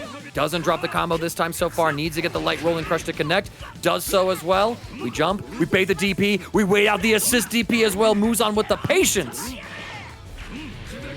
Continuing to reflect on the consecutive energy blast. Down techs in time after that really weird confirm to potentially come out here. And you see Danjol just playing it patient as possible. And he has that nuclear bomb in the background that is a potential level 7 adult Gohan. Chasing the back dash with the dash OS. I mean, you have to be so careful because of the potential perfect tag. There's still 5 more of those bad boys loaded into this cell in the chamber. Locked and loaded, just needs a reason to cartwheel out with it. Able to barely space away from that. Danjol not finding opportunity to punish, but honestly, this is not a bad situation for him to be in either. Despite this hit going through, Jake, Danjol still has his adult Gohan. This is his character, the reason that he is West Coast Wawa, and he's got 7 bars to his name.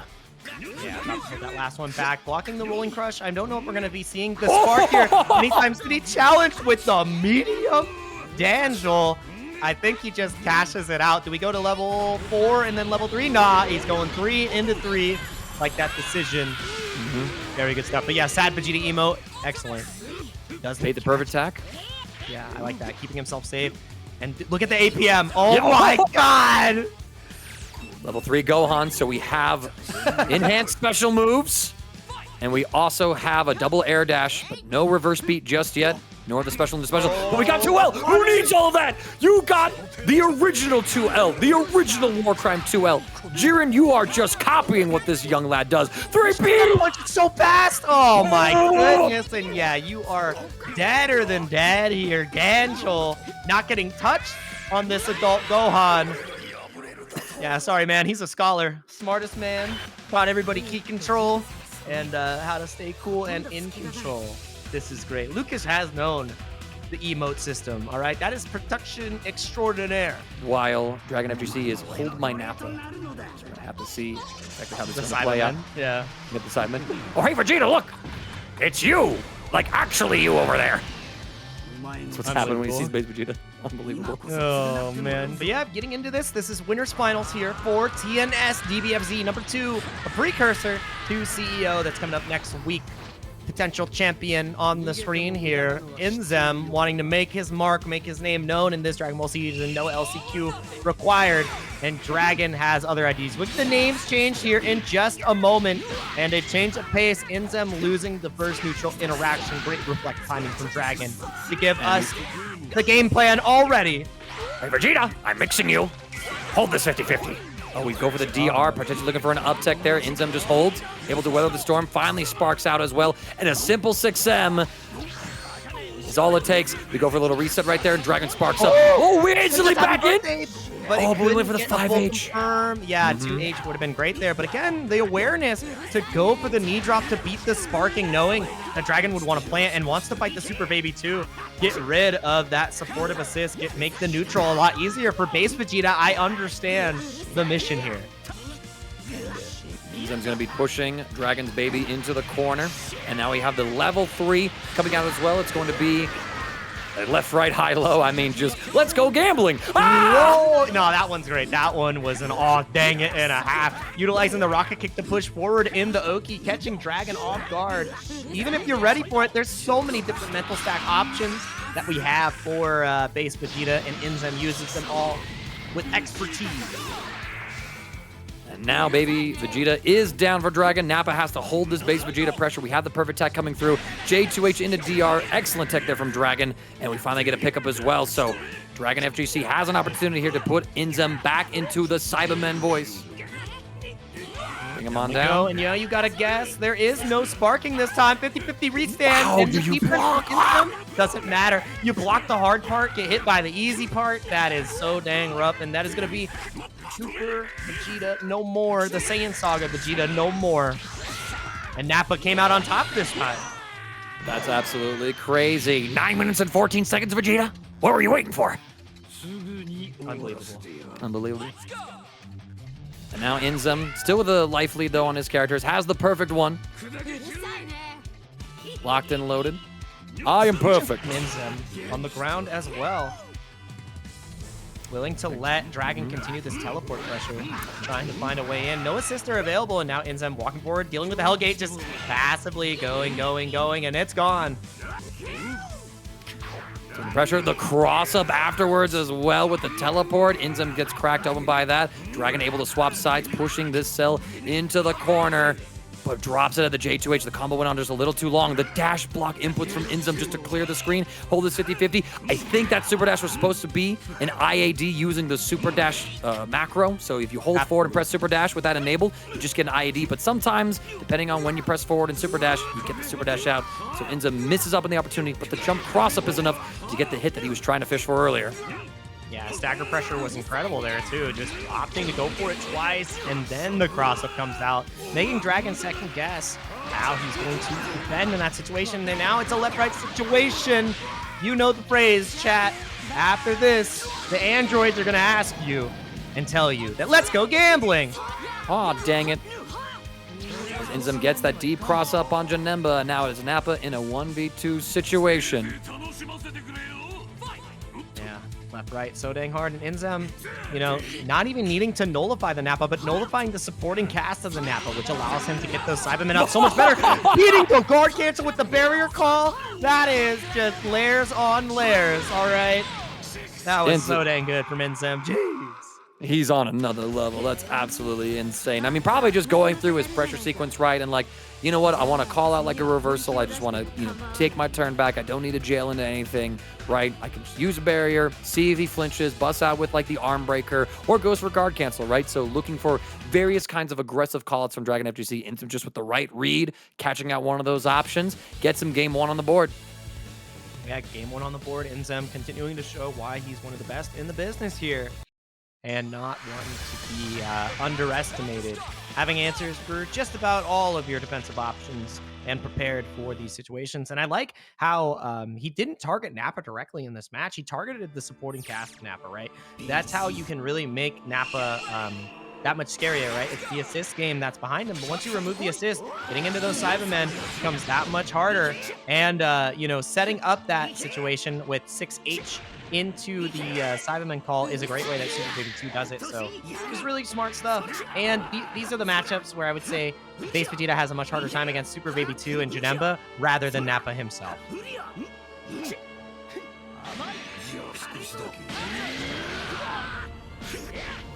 And now we're going to take Inzem with his Base Vegeta combo, adding in a couple of ground key blasts. Goes for just a little reset there at the end as well, forcing the spark from Dragon. JS will chain to the cross-up, but we don't get the conversion, and that could have been so much of an opportunity for Dragon. Lost the time. We do block the triple overhead, though. The defense maintaining through this sequence. Oh, and this is caught. Unbelievable, the EX command grab. You think that Inzem is going to be vulnerable in the sky there, but it's the C assist, the ever-looming threat of the perfect one, and a perfect conversion here. DragonFGC is losing the Super Baby 2, and yep, the level 4 gets it done, the Gallic gun. What for? Get out of my body. I'll take that back. I am a warrior elite, and I will not let this tuple take me. I love it. The Ocean Dub Vegeta. Ocean Dub, yeah, that's what you're channeling. I respect that one. It's a good one. It sounds a little like Frieza. Actually, yeah, now that you mentioned that one too, but you got me thinking about like his scream on Namek, you know, where he's like, you know, the scream after Gohan steals his Dragon Ball, you know? That was such a legendary moment in that dub. Bring him on down. And the mix jump forward. Oh, we catch him with the low. This is so hard. And again, now we have the 50-50 coming out. Cybermen on the menu. What's it gonna be? High-low restand. What is it? Oh, able to block it again. Inzem hasn't gotten hit by one of these Cybermen mix-ups yet, and it's good old reliable Cell C coming in clutch. And now Inzem going to be taking Dragon's Nappa down. Vegeta! There we go. Cannon restored. Cannon event happened. But we have to see if Dragon is going to be able to make anything with this Janemba. We defend properly, just waiting out our turn, not able to whip punish the J2H. We have to slow play this. I mean, 190 seconds on the clock. Got time. The change in tempo from Inzem, knowing that when it's his time to strike, just waiting ever so patiently, and then, you know, taking his turn when it's time to mix with the assist. Oh, and that reflect might be the last one you utilize in this game too. As long as Inzem can finish this combo, we're going to be going to a game 3 here in Winners Finals. Inzem on a tear, showing some combo breaker form here. Hasn't dropped the game yet in Winners Finals. And it doesn't look like he's aiming to. Dragon's got to make some big adjustments. Yep, the barrier did work. More as an aggressive tool than a defensive one, surprisingly enough, as Inzem goes up 2-0. And I mean, the Nappa just isn't able to achieve anything on Inzem. Like you said before, Jake, every single restand has been blocked so far. I don't know how Inzem guesses correctly so many times. And there's just something about the Nappa matchup that he knows, where he's able to recognize different setups and goes, okay, he can't go for a cross-up here now, so I just have to worry about high-low in this situation. Or if he's just that good at reading Dragon's options. Dragon switches off the Janemba, brings in Krillin. Definitely a stronger character in this stage of the game. Utilizing the Krillin C assist too, so not Rock assist, which I still think is the better assist here. But definitely easier to use on the assist, because if you haven't had the time and time again experience utilizing the Rock assist, you can get Senzu Bean a lot of the times when you don't mean to. And you need to be as clean as possible to beat Inzem at this point. And there it is, the Solar Flare paying off. Going to be taking all these through. Once again, DragonFGC has the Nappa out in force. Inzem, you've been right every time so far, and Sparking is yet another right call. 6M catches. Hey, no way, those Cybermen! Vegeta Jr., thank you! Yeah, Happy birthday. And the Sparking as well. Drop! Oh, you can't leave that out. Kill him. It's fine, it's spaghetti. Spend the meter, just spend the meter.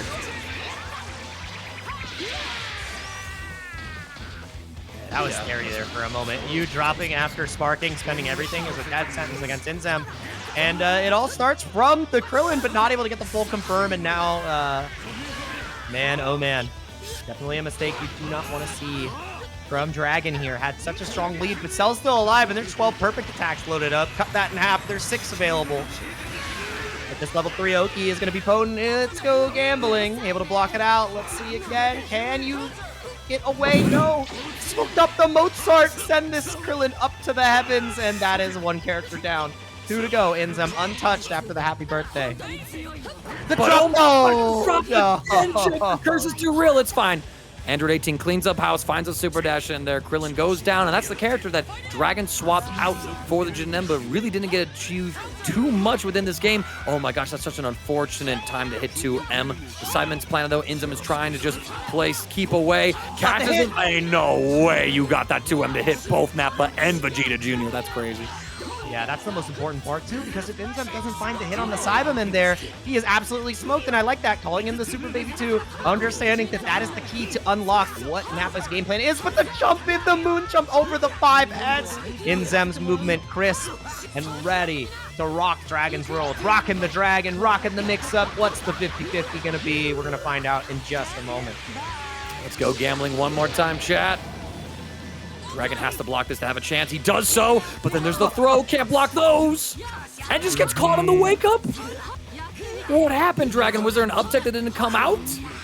Like, that's one of the things of me as a player. That's how I go, oh, wait, I didn't get my tech there. Shoot, I have to block like this. Oh, dang it, I got hit. And now it's a 1v2 for, again, yeah.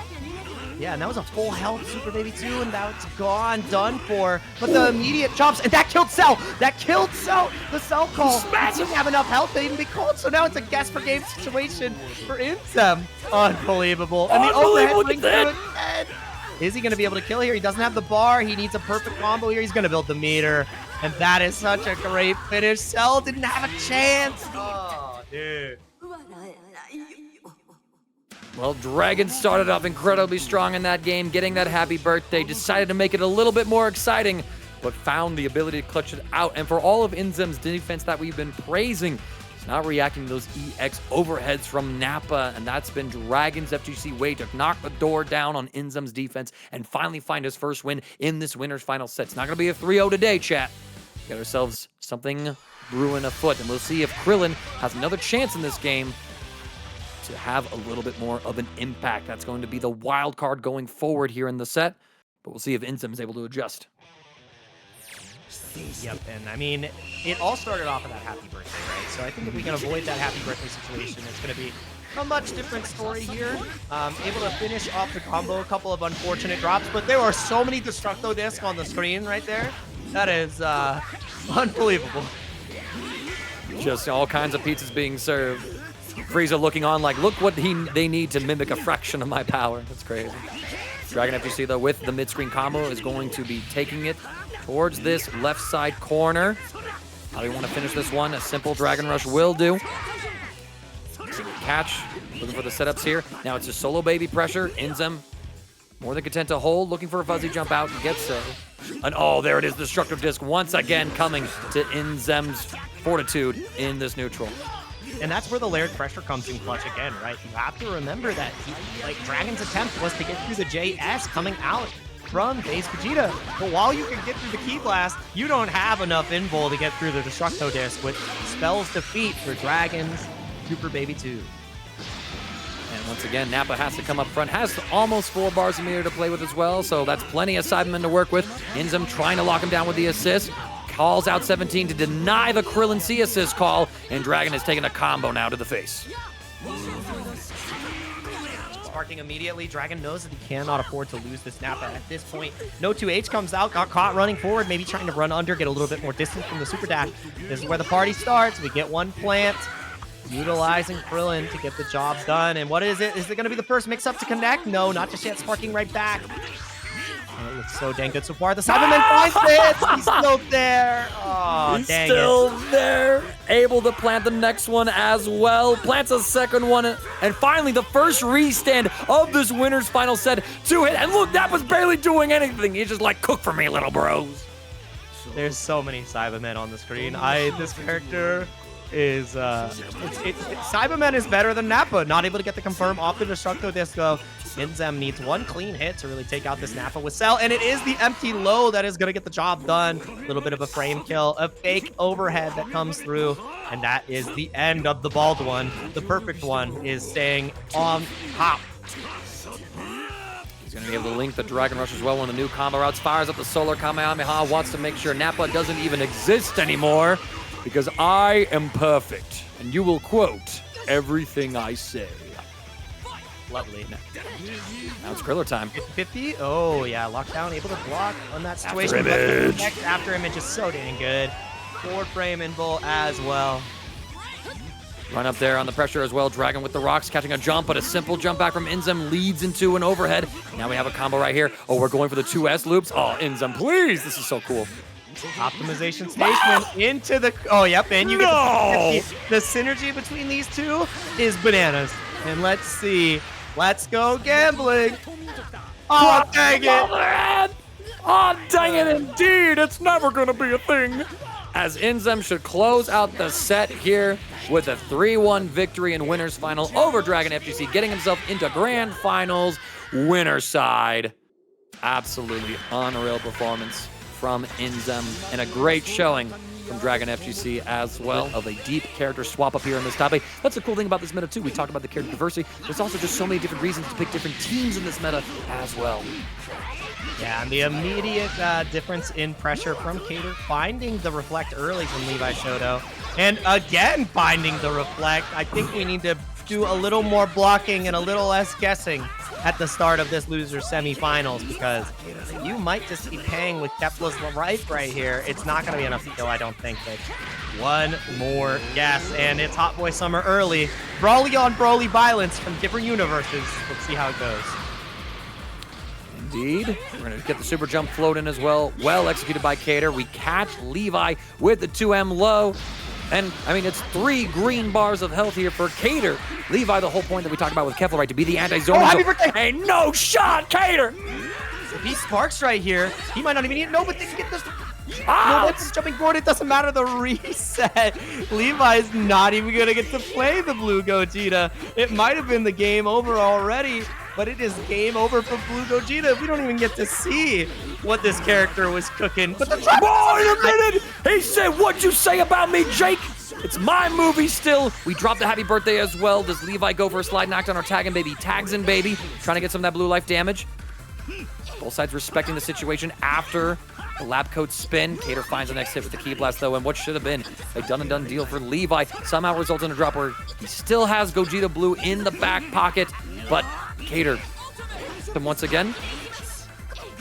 Yeah, the 2 drops in a row. The 2 drops in a row definitely were a little painful. But getting the cross up, utilizing the sparking to get that 2H mix up is so dang good. And now again the drop. It doesn't matter. Command grab, reset, reset, reset, reset, reset, reset. No combos. It's just another opportunity to make your opponent feel worse. But they didn't kill. You were greedy with the beater, please. This game just wants to be as hectic as possible. We tech the dash up Dragon Rush. Good defense there from Levi. They're able to avoid the assists. Now it's solo team. Gohan doesn't have the assist to go for the mix-ups here. Levi just backs off after the post-extend situation. And the Gogeta B assist, actually, it's an assist that you don't see too often, but it's able to contest some of that airspace that usually used to being free against a character like Gogeta Blue. Now the jump in, solo Labcoat pressure. Dangerous, the D. Oh my god, Kayder was ready! The consistency that Kayder has answered these command grabs with JS on a multitude of characters has to be recognized. You cannot layer that in unless you are prepared to first frame trap and then keep Kayder guessing. The mental stack was not potent enough, and even though it took 3 or 4 or 5 extra drops, the result is the same. Kayder getting that first game against Levi Shoto. we just took the Cena group chat. You know, we wanted to let Gogeta Blue make an appearance, right? Let him rock out a bit, have his moment against Super Broly. But Kayder eventually tightens it up, doesn't even drop a character still. And so, Levi, I think it's going to be back to the drawing board on the team, right? I mean, either you just run it back again with the team and say, you know what? I misplayed a few situations. My reflex got red time and time again. It's not the character's fault. It's my own fault. Got to change up my own habits. Or you go, you know what? It's time to go back to just what I've been playing all the way up in this tournament, right? Bring back the 17, bring back the blue Vegeta. I think that's the decision Levi is going to make. Because maybe, you know, would have had a couple different options in those situations, right? I mean, if you had the 4-frame reversal from Vegeta Blue, you don't have to represent the reflect. Instead, you can bust out with that reversal, potentially get yourself a combo and a hit and some Okazemi from it. Levi does go with the swap. We are back onto the blue Vegeta and the Android 17. We're going into game 2. Again, chat, it's first of 2 here. Kayder wins. Kayder will advance on to fight Dragon in a rematch from our winner semifinal. Otherwise, Levi could have a shot to play Dragon himself if he's able to make the reverse sweep. Yep, and I think this was the right decision going back to this team. A lot more comfort. I've seen a lot better performances on this team for the likes of Levi, but it really did come down to the universal decisions that were not character-specific that lost him that first game. And right now, it's looking a lot better. You're not going to have to rotate in the command grab, the great equalizer, and so dang good against Super Baby 2. Ki Blast, Armor in, Bull. You're just having a great time, but a way to escape. Kayder finds a way out, and that was so good. What? Broke the neck, broke the ankles. That was clean. Absolutely so, and now Kayder's got the mid-screen loops. Able to get a full combo extension here. Has the Broly assist to call at any moment. Doesn't even need it necessarily. He's going to go ahead and just tag into Super Broly again. Take the shirt off. Get that 15% damage buff across the board for Super Broly. And now Levi Shoto going to have to hold a safe jump. Up, Spark. Yep, sparking empty banish into the big bang pressure. So dang good and gets caught. Not recovering in time off of those Ki Blasts. Levi is going to get mad damage here and burn out the rest of that sparking time. So now we're dead even, but it is Levi on the offensive. Finally has a grab. situation. Oh. That was gross. I felt it in my bones, Mangaka. You did. You were even saying it, I think, before it was coming out, and Levi had the coverage with the Android 17 assist. And that's another thing, too, right? Like, just having these particular assists enables Levi to go for some of these plays, but have that extra bit of option select coverage with it as well. Because if Kayder had jumped, tried to punish with the Ki Blast again, not that it would have been a great choice with Super Broly there, but had he done it again, 17 would have been there to save the day. And now Kayder playing this slow neutral game against Labcoat. Whiff of the assist from Levi Shoto. And no assist to get this pressure. Having the Super Broly come back up. That was huge. The explosion mask. Team Gohan hopping over. And you can't block what you can't see. Guessing incorrectly. A lot of damage on the board, but it's not a dead Labcoat just yet. And no assist, which means Levi has to take this pressure honestly. Oh, Finds no. the reflect and a big EX spin as well. It's going to be a little bit scaled, but still, yeah, plenty of damage. And I like this. Tabbing in to 17 in the middle of the combo to start that regeneration on Android 21, blue life. But we go into some defense. Finally catch Kayder with the stagger. So clean with that 5M. And now this Team Gohan should be bowing out here in game number 2 as Levi takes the lead in game number 2. Gives Levi 4 bars to work with too. So very, efficient kill on Kayder. And half the time already gone in this next match. So fairly scary. Opting to utilize those the JS to deal with 2L potentially coming out from Kayder here. Lockdown again. Rekka's not working out. Still, even more, you can reflect that assist, but I mean, it's kind of scary at that point. Really fast react to, but catching the recovery of the auto combo. If you full send it, you might have caught Kayder there. Massive damage opportunity here. JL, the H2L link not working out here mid-screen. Kayder going for the optimals. And with that, you sometimes pay the price of dropping them. I know, and Kayder usually is so consistent with that JH into 2L link, so to drop it here when you're losing in this game of loser semifinal, you know what, maybe it's a drop you had to get out of the system, right? It wasn't like he was winning this game or in a position to win it, so might just have to think about it, let it shake off and come back a little stronger in game 3, but not done with it yet.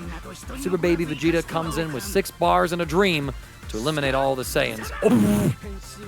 If he converted that, I would have lost my mind.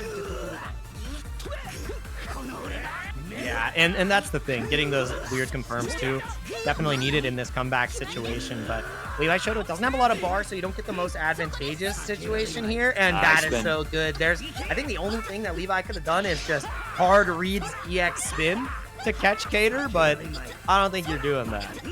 Yeah, it's that or possibly a barrier, depending on the startup frames how it interacts, right? But Kayder actually able to kill Labcoat 21 off of the 214S of Super Baby Vegeta. And now it's a 1v2 situation. I told y'all that Kayder wasn't out of this one yet. He spent plenty of that bar. Not that Baby has a problem building any of that back up.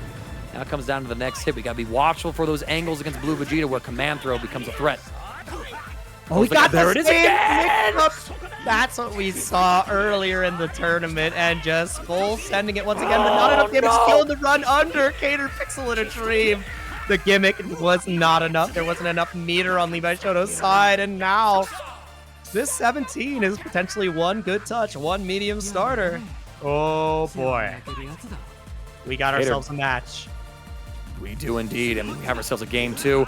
We're still able to block. That's insane that Kayder was able to pull it off. Jailed into Vanish. Dash forward, opened up by 6M. Levi, you're a mad person for going for that. Wow, that was a great answer to the dash OS. And the dash block just didn't come out. Maybe he went dash block into crouch block. That's gotta hurt. That's gotta hurt. Oh, I mean, yeah. I mean, you would go dash block into crouch, right? Because you're trying to be able to OS against the 6-frame lows that could be coming out in that situation, right? You're not thinking about the 24-frame 6M overhead when you go for a dash block input. But I think Kayder's gonna have to add that to the rotation to look for going forward as we now go into game 3. Kayder kept things so interesting here, and now it's time. This is the most important game of the set for the loser semifinal here. Levi with the team swap back. Yeah, still is 2 out of 3 here. So, yep.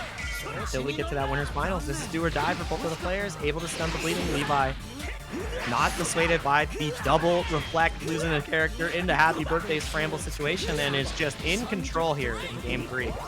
Super jumps up, able to come on down. The guard cancel timed perfectly, but Gohan still gets caught, not able to fully convert though. And Levi. Wow. Catching Kayder, probably trying to jump on out, and Levi was able to optimize this, Jake. I don't think Team Gohan is long for this match anymore. Oh, Team Gohan is done. Deader than dead. Level 1, level 3 will do it. And yeah, gonna opt to go into the lab coat. Just feels more comfortable on point here, and I like the decision because Super Baby 2 is coming in.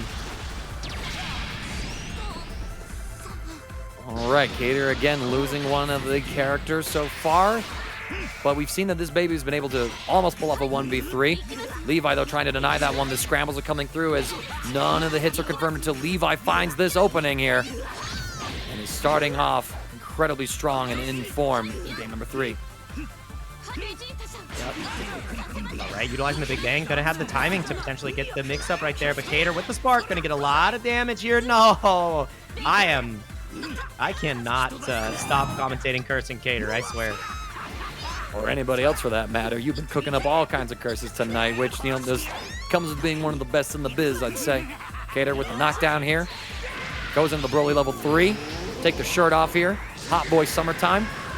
I'm going to see if he's going to have to find the hit on Labcoat. He needs to get the kill, I think, in this interaction if he wants a chance to stay in this set, in this tournament. But Levi with the spark catches him with the overhead after the JS to deny the reflect. Such strong sparking pressure from this character. Yeah, and the thing that's so scary about this, too, is now you're going to get so much meter going for a soft knockdown, trying to catch a different tech option, escaping the command grab this time, and Shoto is just continuing to swing. The assist is back up. You got another 50-50 for your troubles to jump on the command grab, but you can't punish this time because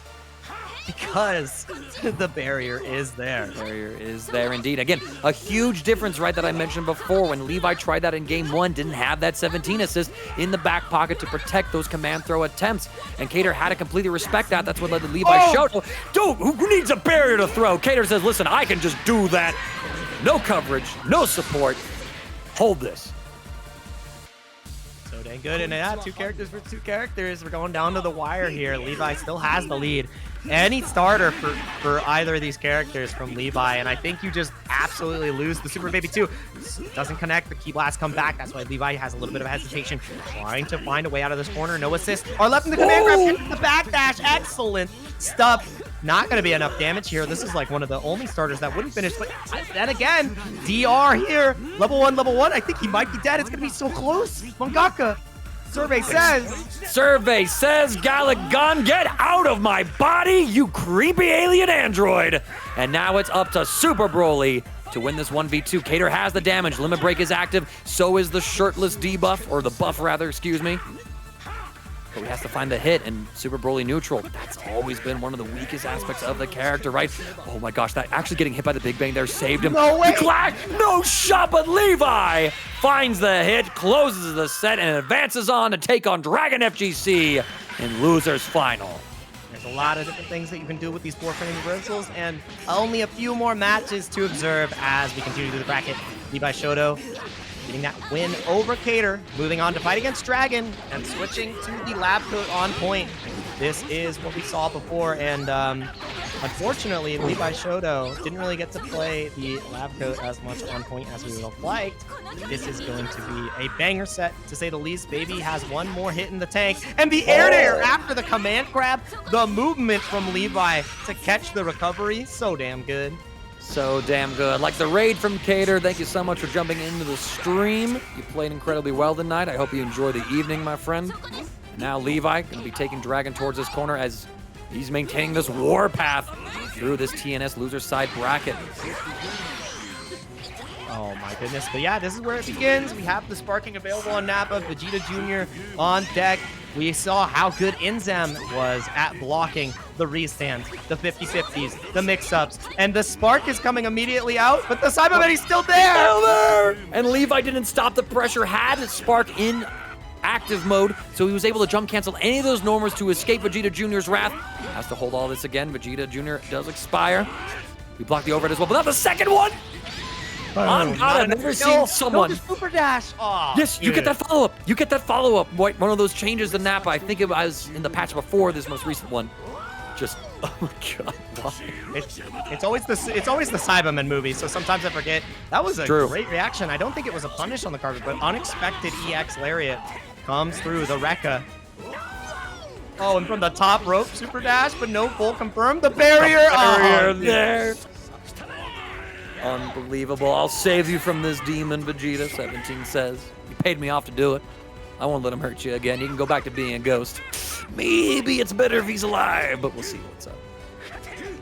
Yep, and now it's going to come down to how well Dragon can really layer up these counters with the full screen neutral that Levi is trying to play here. Good defense so far on the double overheads, going for the whip Big Bang, not doing anything of a follow-up, getting 2 more meters from the Janemba. And the thing is, those meters, those are Janemba bars. Those are quite expensive to utilize. Quite true, right? And that's one of the reasons why you don't see this character as often in the anchor spot. Just not as self-sufficient as he was before. And honestly, one of my wish lists for the next patch is just to get rid of that so dirty Levi, you absolute filthy animal. That was disgusting, and I approve. He said, what if I use Big Bang Attack after my Big Bang Attack? Going for Rekka mix-up. A little bit cheeky, not real in that situation. Doubling down after the Rekkas again, this time with the command grab. Hell's Gate coming back, but just jabbing his way out. Command grab not connecting. Barrier comes through. Happy birthday. This is massive, keeps them together, but there's not a lot of meter on the Janemba. That's the hard part. You get 50% off the 17 at least. Still a pretty good outcome for Dragon. Has to hold this pressure. I thought that was going cross up, Jake. I thought, on God, I would have sworn on Kami that was going to cross up. But regardless, Dragon gets hit afterwards, and it's game 1 over to Levi. The fact that auto combo vacuumed down from that height as well is criminal. We always talk about the 17 aces, but that is a reason why you would go 5 LLL on this 17.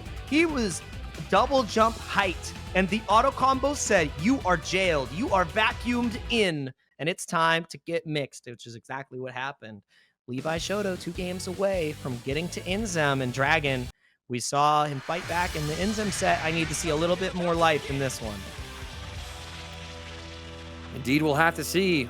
from all of the times that we've seen Dragon in this bracket, like when they've been able to get the Nappa game to get rolling off and even clutch out some situations with their baby or their Janemba, they've looked incredibly strong. But when Levi, so far, as well as Inzem in that winner's final set have pulled up, it feels like there's just a different level of class between them so far. Now, that being said, I think Dragon is capable of ascending here and fighting those hits, such as there, but the no conversion, that's going to be massive. We don't get the anti-air just yet. Perfectly timed super dash. That was clean, Levi. Yeah, I mean, finding the right pocket's the challenge there. I mean, if we saw an assist call, maybe a Nappa assist, could have kept yourself safe, but you never know. We haven't had it on the save. Happy birthday! This is not how you want this second game to start, but the drop is a long route. Dragon getting a second leaves on life, going for the soft knockdown. Levi knowing that he wouldn't have been able to kill there, and somehow escaping from this corner position. Guard cancel vanish, but the sparking kill lets you get a full confirm here on the empty vanish. Great awareness from Dragon. All that scuff situations there. Dragon going for the manual jump light and medium. That's why he didn't get the auto combo vacuum when he first hit Android 21. But recognizing that you vanish and I got sparking, it's time to empty vanish and kill you for it. We're going into the triple level ones. Yeah, you had to go level 3, no? That would have done more damage. Yeah, level 1, level 3 would have made the difference. Raw tagging out, and Labcoat gets a lease on life. I drop my happy birthday, you drop your combo. Now we're even. We're square. Pressing more buttons here. The light command throw comes through. JS is going to whiff punish, and now DragonFGC getting even more hits right here. I feel like this is the ascension I was asking up from Dragon. Now here comes Nappa. It's time to plant some sidemen. Not going to be the X one, but still, oh my gosh, the baby assist actually able to jail him in. And there he is, the Boo Boy! Setting up Dragon for success. I love Bluey. It's a good stuff. Happy, friendly family mix-up. Drop again. Why? There's no combos that are being completed today here at TNS. Unfortunate. And the low connect, not believing in the hit. Levi Shoto going for the mix-up immediately afterwards. Anyways. No, that was her criminal. Coat. That was her coat, Jake, and not even the stilettos. The lab coat itself said, I'm gonna have hands and I'm gonna give them to you. Break Vegeta's arm. Another happy birthday. Please. I work tomorrow, guys. You can't do this to my heart rate. I need to fall asleep at some point. Restand mix-up does connect, and the Cyberman gets the job done. Levi's defense is looking Pringles. Shout-outs to the Yipes because my man is crumbling. It looks so corny, dog, but holy moly, it is what it is. And just like that, DragonFGC takes the 1v3 lead, Jake. It's solo Labcoat. We were talking about Janemba as an anchor, not having any meter. Labcoat, she's got 7 bars to spend, and that's probably all we're going to see her have in this comeback. Yeah, I don't know. We need a miracle here at this point for Levi. I'm just being completely honest, being earnest. And, you know, getting, again, another hit on the assist. The command grab comes out, recovers in time. And that's, again, Dragon being so dang consistent at dealing with the command grabs. But fool me once, shame on you. Fool me twice, shame on me. Level 1 into level 3. Going to get that damage buff to Levi Shoto. And this is where the miracle can begin. Crazy that we spent 6 bars just to get that super into super combo. The 6H actually cracks Dragon next. Levi's going to be able to get the kill here. Janemba is debuffed and now dead, but Labcoat does have 21% extra damage on all of her special moves as well to help her make this comeback. Yep, lockdown. Great tech on the DR. Levi Shoto not cracking in these key moments, which is so hard. It's harder than it seems. Assist is going to be back up here. You have to be so careful with analysis, but the key blast boomerang comes back. And that is going to be 1-1 here, where no comeback allowed for Levi Shoto. Dragon showing what happens when you let the Nappa get started. I didn't realize Dragonball was ever aired on the Boomerang Network. What a little comeback right there.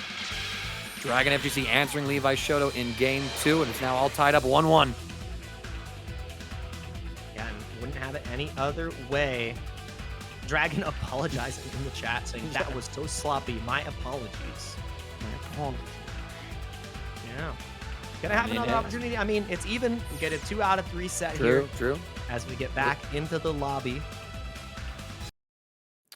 We'll accept it. We can take the sloppy outcomes every so often, right? Now we're gonna have to see just where things lie. Does Levi make an adjustment? He does actually. Takes the Labcoat off of the point. Brings in the blue Vegeta up front instead. Gonna have to see where it all pans out from here. So we're going into game number 3 of Losers Final. Now, this is a 1st-to-3 chat. So bare minimum, we got 2 more games to go.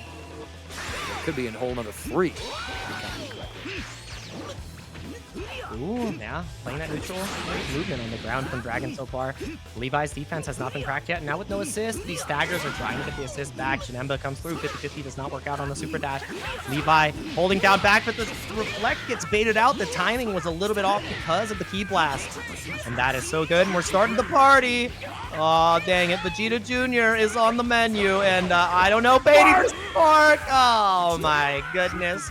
That is gonna be a wrap for the Principal Saiyans. The Principal Spark baited individuals, and the Prince is no more after this as long as there's no drop. Please. Oh! I hate it here. I hate it. Doesn't matter. Unreal, but doesn't matter. It's okay. It's okay. America, the land of opportunities. DragonFGC showing an American staple to the invader that is Levi. Spark and a character down. This is a bad position for Levi to be in. There it is, right? Catch the 236S, but Levi finds a hit, goes for the command throw to put Nappa into this corner immediately and get the extension off of the medium stomp. Soft reset as well, just for the Oki. And another Spark baited, but we didn't 5H. Doesn't matter, we spin into a happy birthday in the corner, and this time, Jake, I mean, it's Labcoat. This is too easy. There's no way we goof this, right? There's absolutely no shot. There's no goof troop here. This is a dead super baby too. I had to really think about that next sentence. This is the hard one. Dragon finding a way to get the next hit on 17. That's how you know the pros between the shows here on commentary, because that's a dangerous sentence that may be said. And a dangerous mix-up to boot, another restand, and another dead android on the menu. That is going to be no more 17 to deal with. 17 again, maybe in the next game, maybe in the next life. But it's Nappa all day, every day, right in this moment.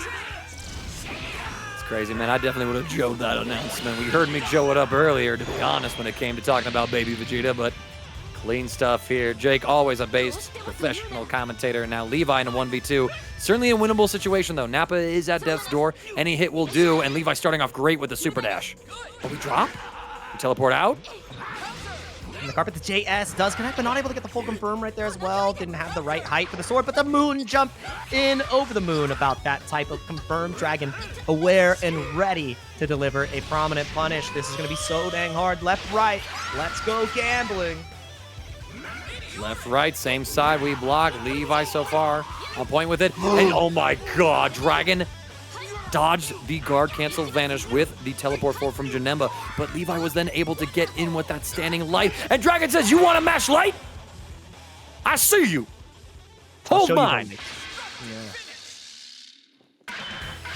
Mad good right there. And now it is a 2-1 lead for Dragon here, taking us to a set point to move on and fight against Inzem. Once again, DM Leve Shoto has shown resilience time and time again. Dragon says he loves gambling, and I agree. I too love pressing the buttons.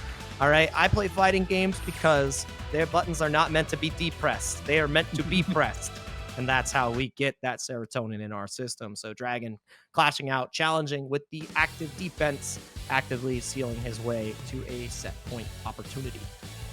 All right, and Levi again going back to swap around the team order, pulling up the Labcoat 21 up front, trying to find an answer within the character order itself. But whereas I called upon DragonFGC to kind of step on up, right? And he certainly has. Everything has been incredibly clean so far in all these sets. I feel it's Levi's turn. There's too many little mistakes happening here. We have to find our ways out of all the situations, but it's incredibly hard, right? Because when you up go to Dragon, who has to make you go gambling and guess all the time, sometimes you go to Vegas and you just lose, Jake. And this is where we're going to see if it's a lose-lose win-win scenario. I expect Levi to not spark here this time after the 2 spark baits that are coming out, and that's exactly what we see. Willing to bet it all. The spark comes out afterwards, and the spin, not getting it confirmed, even though you have the vanish. Is fine because you stop the pressure, you stunt the bleeding, but that sparking time is gone for now, and the command grab comes through. Nappa losing a lot of the damage on the menu. It's gonna be hard. Wow, I can't believe the beam worked out there. Absolutely crazy, but somehow we drop the spin, and it works. Levi said, "A drop opportunity is only an American thing," you say. I'll simply do it again. I will simply do it again. It always hits. The siempre pega.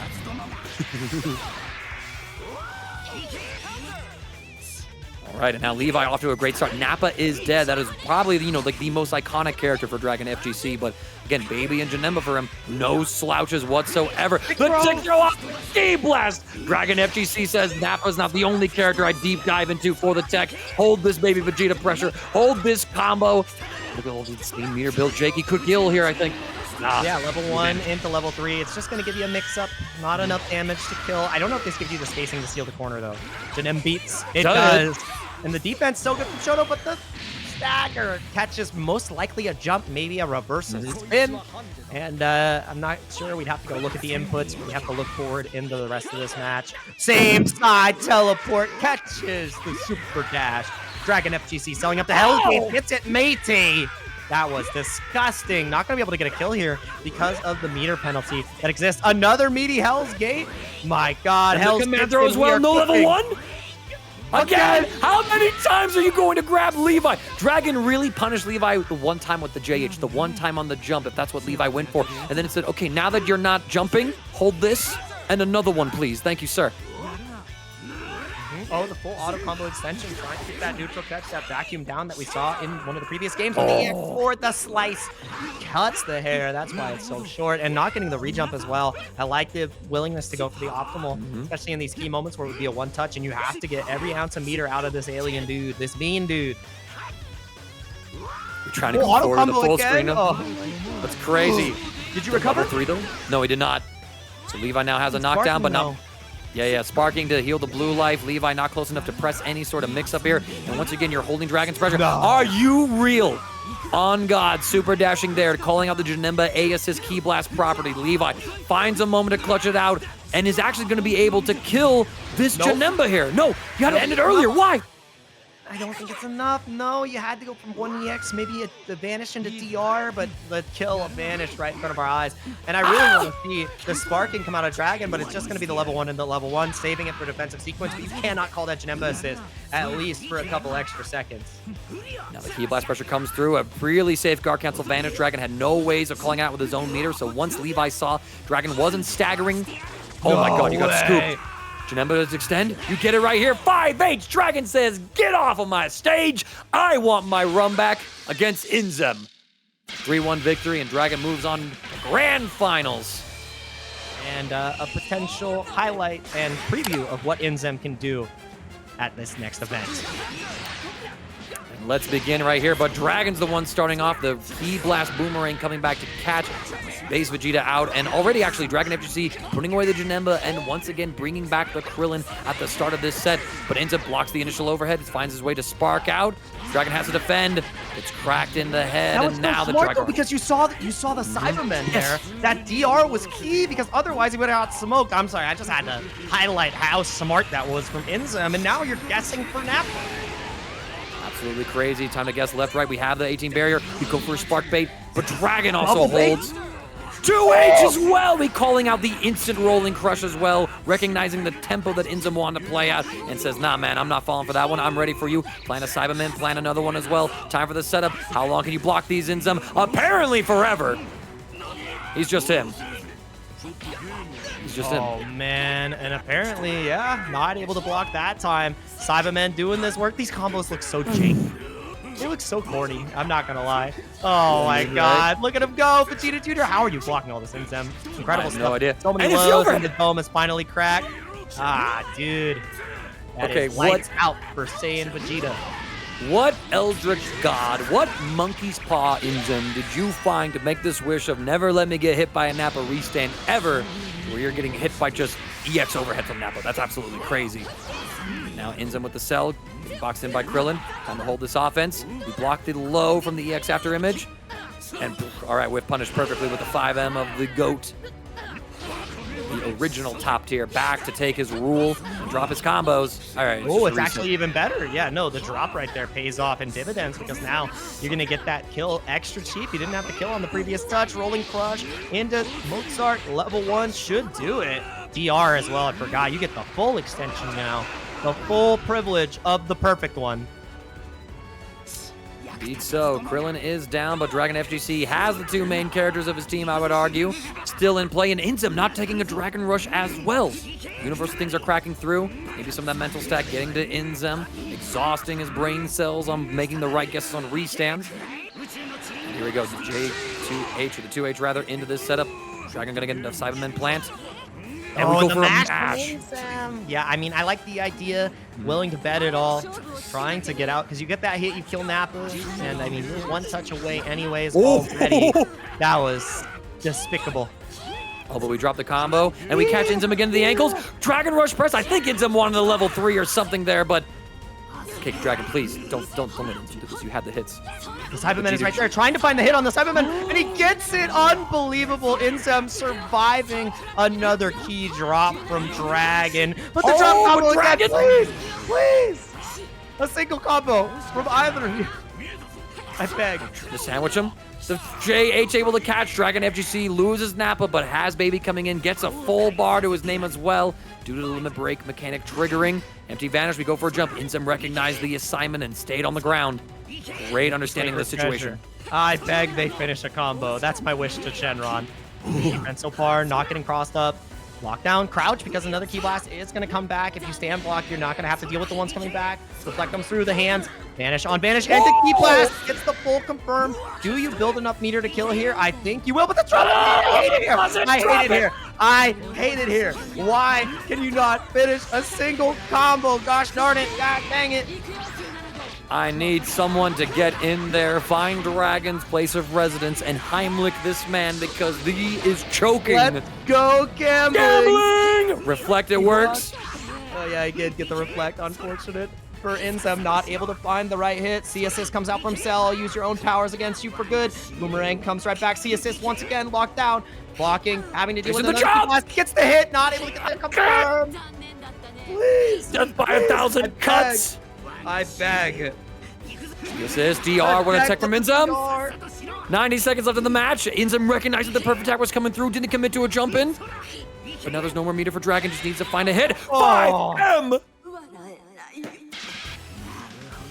Something I need from players from time to time is to understand the difference between the optimal combo and the combo that kills.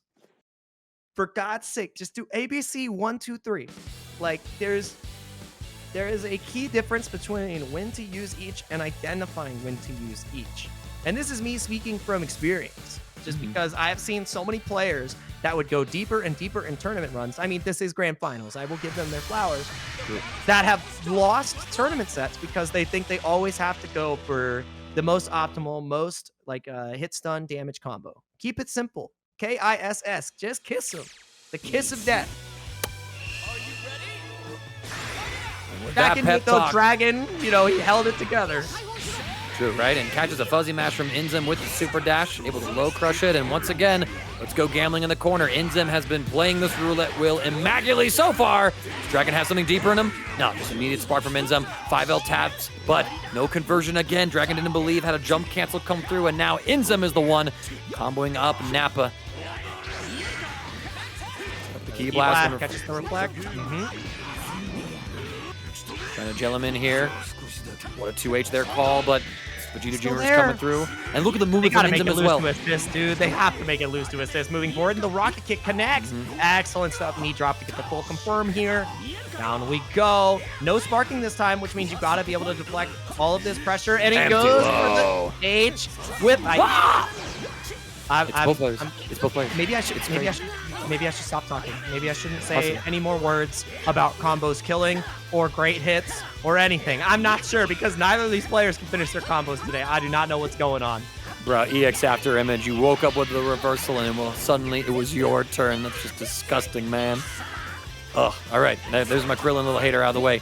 Good defense from Inzem, able to fuzzy jump up. Beautiful stagger pressure by Dragon. We got the side swap bombos as well. Hold that guard cancel vanish to your grave, Vegeta, please. Am I the one willing to power? No. Thank God Dragon finally got a combo that completed. I'm just smiling ear to ear. I knew I didn't want to say a single word. I didn't want to go ooh, ah, or anything. I just wanted to let the combo rock. I was too worried about another drop. Must go. My people need me. Where they have no noses and dots on their head. And actually, Now, I think full extension here. Let's see if we get the confirm. Yep, all right, there we go. Level 3 from 18. Let's go gambling once again with the androids. Slots are loaded.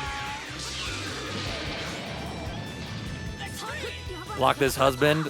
That's why I said block. I wanted you to get hit by the throw. That's crazy, Toxic 18. Sheesh. And now DragonFGC in the 2v2. Nappa very low on the health bar values, and I like to reflect that from Dragon as well. Not going for the 2H, recognizing might have been late for it, so we go for the 1-frame option instead of the 4-frame anti-air, and we get the mix-up here on Inzem as well off of the baby assist. We're going to get the full extension here. And that's why it's so dang scary to keep that baby alive. It's the Super Baby 2 has so much energy in letting Nappa rock and let Nappa start the game, and you are getting bounce housed around the entire screen. Unbelievable level of damage. The Cyberman just gets the job done, and 18 is no more. 1-1 does the trick, and a restand finally hits Inzem. You just had to take him into mid-screen, where everything opened up for Nappa, it seems. And now Inzem, the perfect one, representing his own stage. Very upset that there's no Goku here. Just takes his turn as well. Dragon trying to jump out of that situation. No conversion available, though, for Inzem. Cell not really blessed with one of those vacuuming auto comes. You get tagged by the 6H and Nappa. It's time to get mixing one more time. Bang, bang, sets up the Cyberman. Full extension here with the soft knockdown. What's it gonna be? One more gas to reset the level 3. Absolutely. Yeah, nah, you're dead. You are dead. What? Oh, no, the Cyberman! If nobody's got my back, I know Vegeta Jr.'s got my back. I'm so proud of you, little guy. Time to put the bug to bed. I can't believe that Cyberman is just a better character than Nappa is. That was... That wasn't even a commentator curse. That was just Nappa gaming. That's just Nappa. I said he died, and then the Cyberman said, "Jake, I have to make it happen again." What the hell? It, like, every time I say, "Oh, character's dead for Inzem," it just doesn't happen. I've never had a day like this where it's every time. Like, normally it's like, once a match. But Jesus, I'm sorry, Inzem. I'll revoke my speaking pass for today. I gotta go back to speech classes because I don't know what I'm doing. Man, that's just absolutely crazy. Imagine having a summon in an assist game where it's immune to other assists, it's immune to supers, and on hit, it just gives you a combo. You could run it from full screen, and it's still combo. Like, something has to give on that particular aspect of Nappa's kit, I think. As DragonFGC is up 2-0 against Inzem in grand finals. Now, if Dragon wins this next game, chat, tournament's not over yet. Dragon will have to play another set against Inzem, so it's not done yet. We get the stagger pressure, opening up a 5M starter on Baby Vegeta, but we drop the combo. Inzem, please! You were so tight all day in terms of your execution. Where did it go? Wow.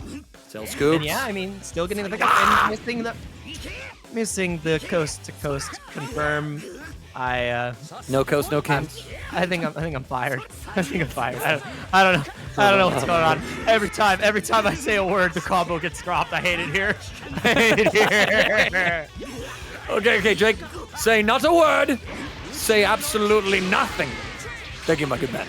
Appreciate you and the service that you do. We'll send you your paycheck a little bit later. It's gonna be over PayPal. Hope that's all right for you, bud. Oh man, all right. Still great situation now for Inzem. Has the character lead. C assist does connect, and we'll get a nice little happy knockdown here. No level 3 unless we can build the bar, but I don't think it's going to come out. We're just going to take a midstream situation. And give me that Krillin. I don't want to deal with the C assist. Wow. And get Krillin, you do, babe. Oh my God, Krillin says, listen, 18, I've been thinking, and I can't go into that one, Chat. I'll think of the bit later, but it's a level 3 knockdown time. Let's go gambling. Can't quite hit the notes right now. Oh! And that should be more than enough to kill here. I'm done. Stop it, Jake. My Lord, unbelievable. He wields a power that he does not understand. Everyone in chat is against my boy, Jake. Unbelievable. We just can't do this one. Can't make this shit up. I'm sorry. It's so good. It's so This is aura. This is aura. I can't get away with this. I hate Man, this is your bloodline limit. This is your like curse technique. This is your freaking I need more anime comparisons, chat. I'm choking on them right now.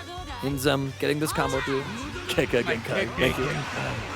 Yeah, you have cursed speech. That's what this is. You know, if we're going full Jujutsu Kaisen. Yeah, your forbidden technique, right? Final Inzem's layers still of- able to close it out. He doesn't matter if the drop happens. It still works out. Finding another opportunity here. Dragon getting cracked open on the dome. Let's see what happens here. I'm not going to say anything. I love Cell's combos. They're so dang cool, especially when he strings you in the air. Knockdown here, level 1 into level 1. Please, Inzem, it's just quarter circles. And yep, all right, everything. All right. Cured for a moment. Chat, your condemnations of Jake are starting to work. We are working our way through this curse. Please fill up that chat with even more of that energy, because it's going to take a lot of positivity to deal with the negativity, the antithesis, the factually incorrect statements coming out of my homeboy. I've never had this happen before. Like, I know, it's crazy. It's so crazy. I mean, it's like funny. clockwork, bro. It's genuinely it's so good. Proof that there is a sense of humor in the universe, honestly. Oh, my lord. Game 4 between these two. Inzem trying to take us to a 2-2 situation to stop a reset, and Dragon trying to take us to a fresh set of games, a fresh set of gambling, and a fresh solar flare to bless the eyes here. It is time to guess in the corner Cybermen number 1 and 2, and not getting the hit just yet, but the green guy coming out now. See what happens. Inzem with great defense so far, but the Dragon Rush eventually catches him. Not able to find that tech there. I don't think Dragon has the kill here, just too scaled of a starter, but we do get another restand. Inzem holds it until he has the opportunity to spark up. Good blocking the overhead. We're just jumping out to escape. Solar Flare beating out the Cell Assist. That's actually crazy stuff. J2H with the pressure. Oh my god.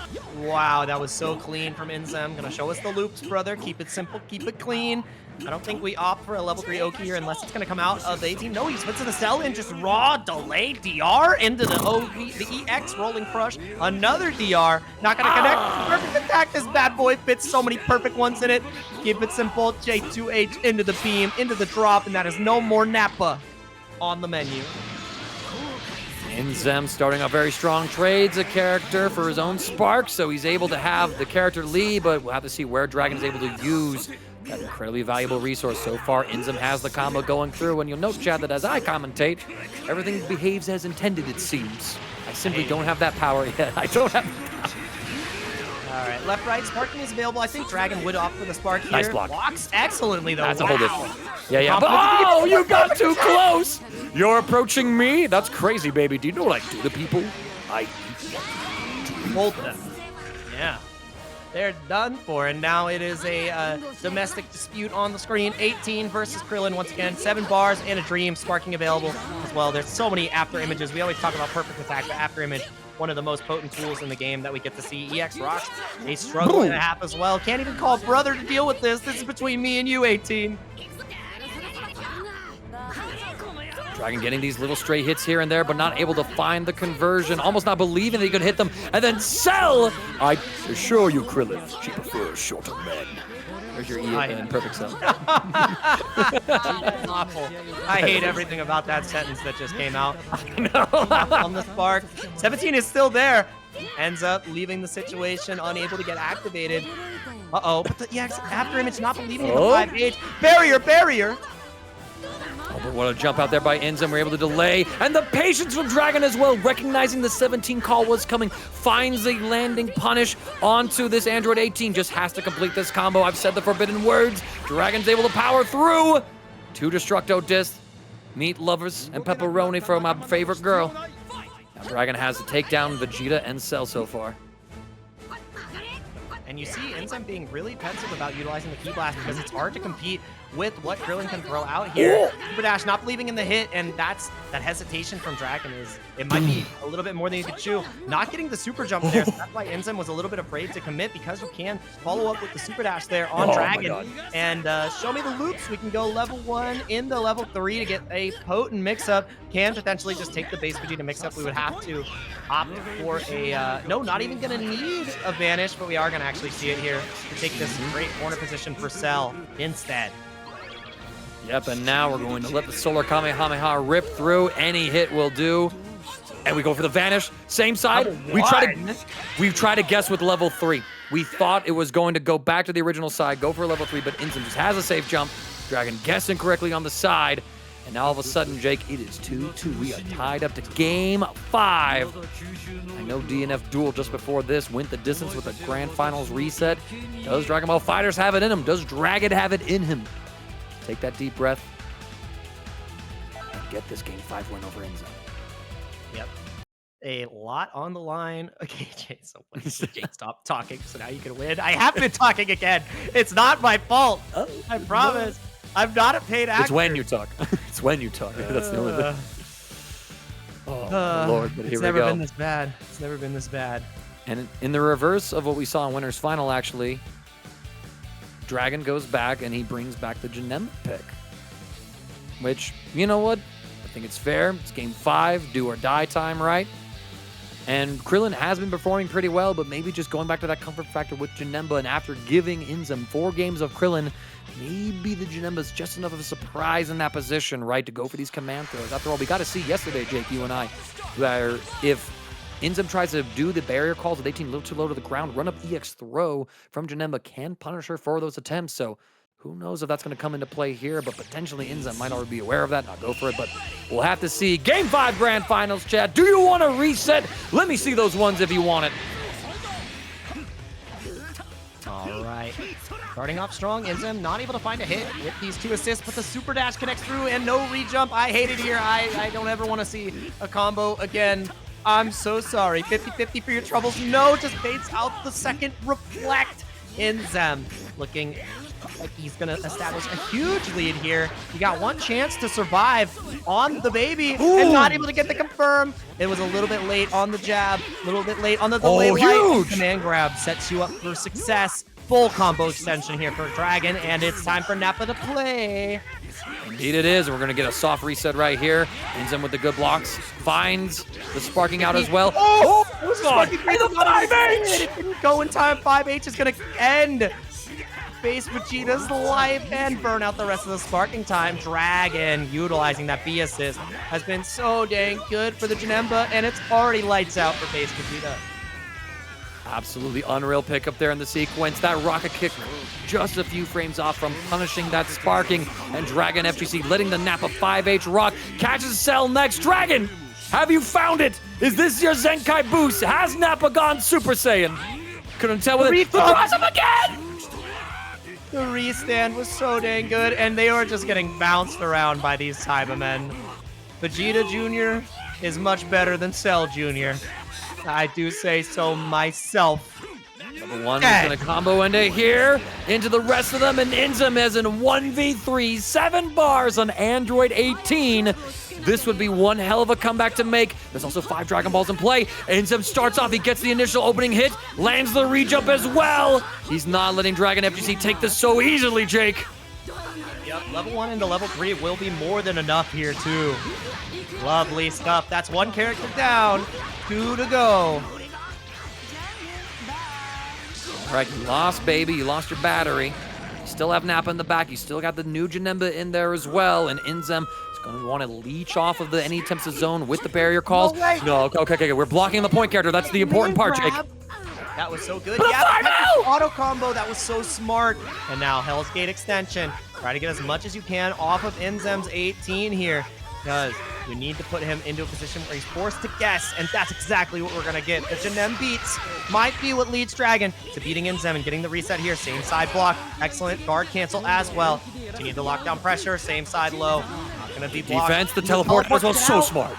And the full pickup here as well. Please, DragonFGC, land this combo, get this kill, and take us, my friends, to Grand Finals reset.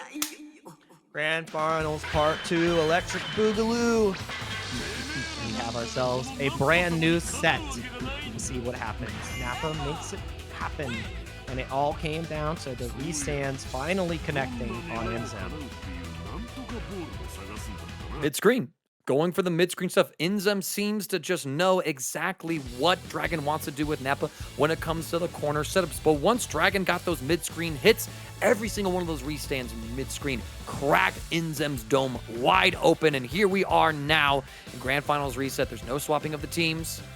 Inzem just going to take a second. Ready on up, and here we go, my friends.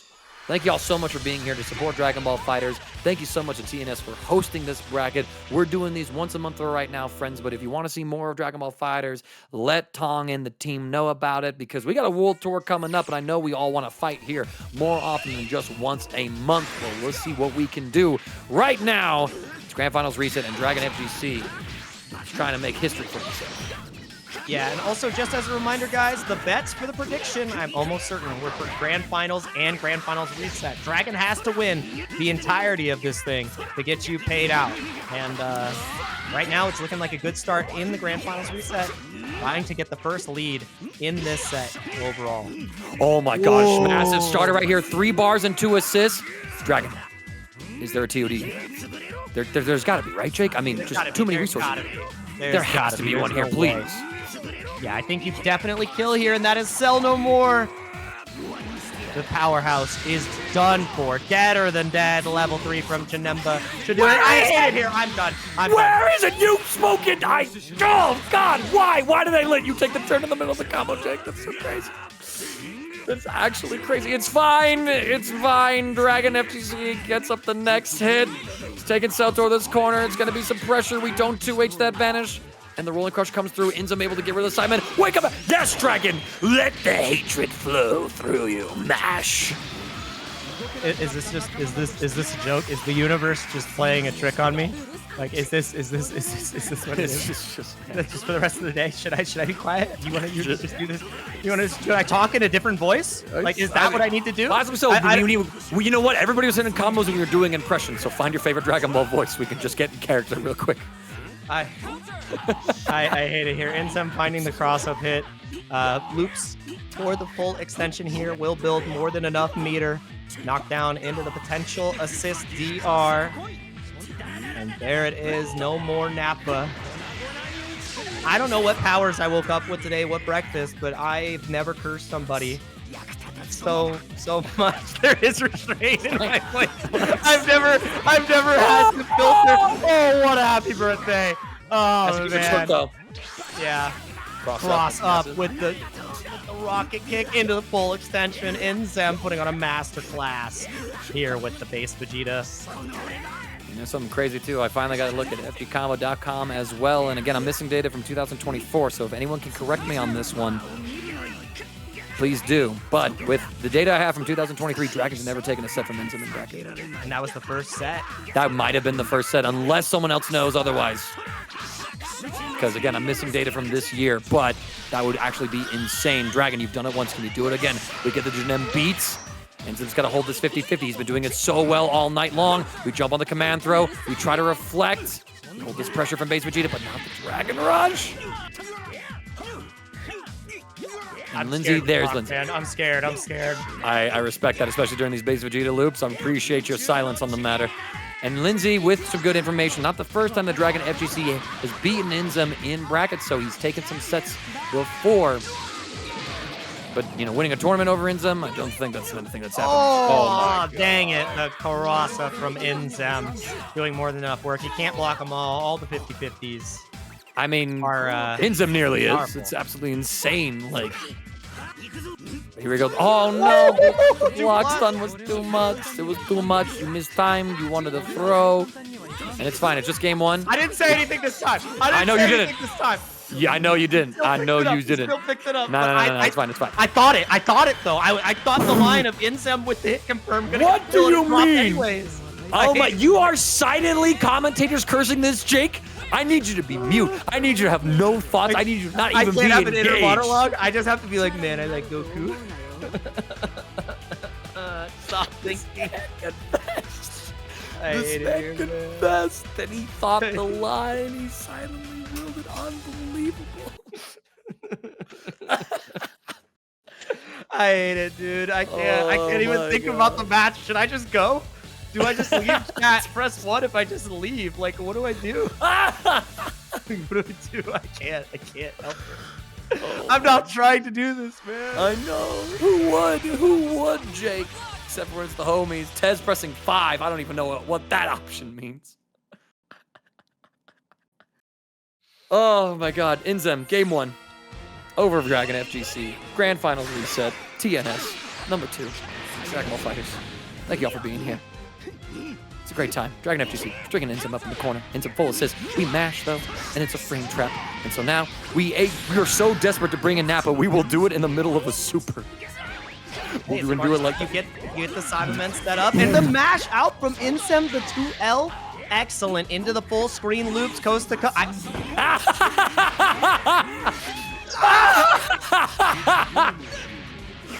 Oh my lord! Everything you say to me puts me one step closer to the edge.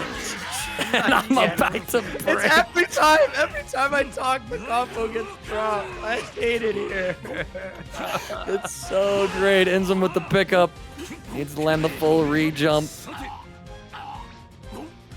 Even links the difficult part of it. Combo into the command throw. Dragon Rush is all we need to connect now. Level 1-1. Inzem cleaning it up. Thank you, Jake, for just not even being here. He stepped away. He walked away. This game looks great, man. It's a beautiful game, man. Arc's just really cooked. It's a beautiful game. It's a beautiful. It's take a flight to Seattle after this. Nice DR connection. Dragon's gonna build a hell of a whole lot of meter here. Don't drop this combo, please. Don't drop this combo. Lindsay asking what's an AMV. God, I'm so 30 right now. Did you? It feels 30, man. It does. Feels wow. 30. Feels so 30. She doesn't know, man. She does not know. Oh, we're back on the Krillin. So caught up we were with all these curses and everything like that, and also just being old that our Alzheimer's kicked in and we didn't even notice that Krillin's bad. Oh, the empty low. Great pickup from Inzem here. Now we're going straight on down. Gets the 17 call to get a little bit of a better Oki situation. Barrier getting an extra bar, by the way, and the super dash coming through with the Destructo Disc. Full extension here. Krillin is going to be no more. Drop into the C assist potentially. There it is. DR. And we get a command grab into the finish. Super, super, super. Do not drop this input. Thank God. All right, I'm happy. I'm going to church after this. You have plenty of sins to confess, Jake. Yo, speaking of AMVs real quick, though, you know one that's a banger? There was an Naruto one, and it had a mix-up of a Genesis song with Linkin Park music.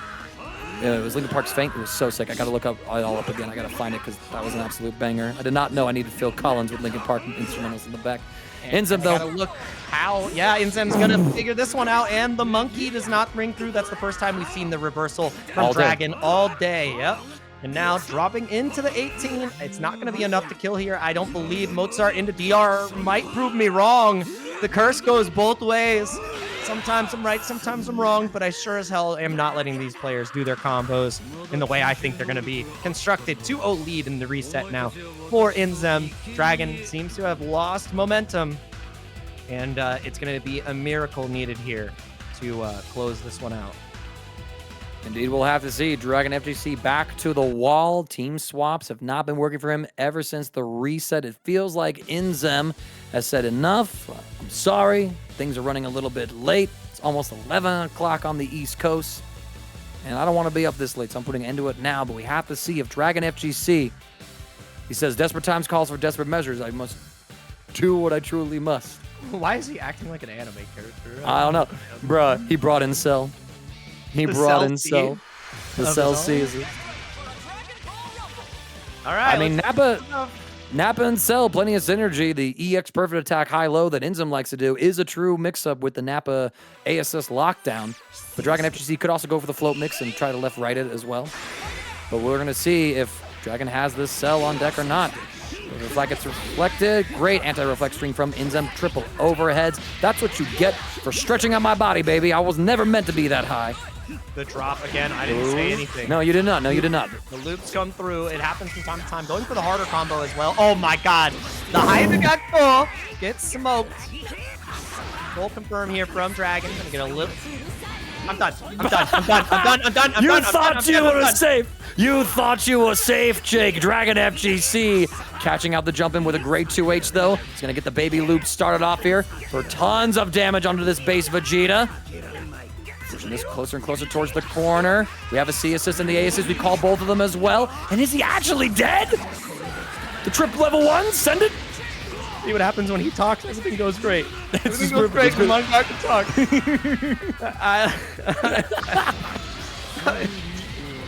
I can narrate the combo. Why does it keep happening? It ain't easy being green, Jake. I'm so sorry. It's not easy being green, man. Here from DragonFGC, gonna go into the corner now, knockdown. Excellent stuff, rolling crush to get the knockdown. Inzem gonna have to try to find a way out. The perfect attack gets answered by the perfect attack, and it takes a perfect to beat a perfect. That's what we've learned today, children. All right, now 18. I believe we were in the middle of something. Take us up 2S, no conversion though. Dragon, nah, ain't no shot, ain't no shot. Okay, baby does fall out. Inzem loses out on the happy birthday opportunity. But it's still time for a level 3.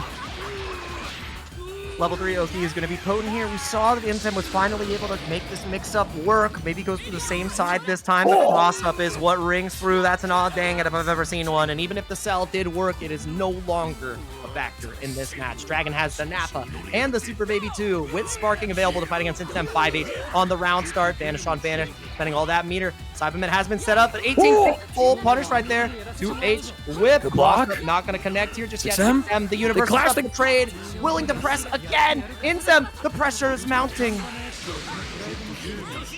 And now we get another Cyberman planted down as well. Inzem trying to advance forward to hit him. The air-to-air goes Dragon's way, but we don't extend it with the Vanish. We're trying to find the next hit. We plant the next Vegeta Jr. instead. We super dash to try and get through, but Inzem has to be careful because the lower you get to the ground, the closer you get to Vegeta Jr.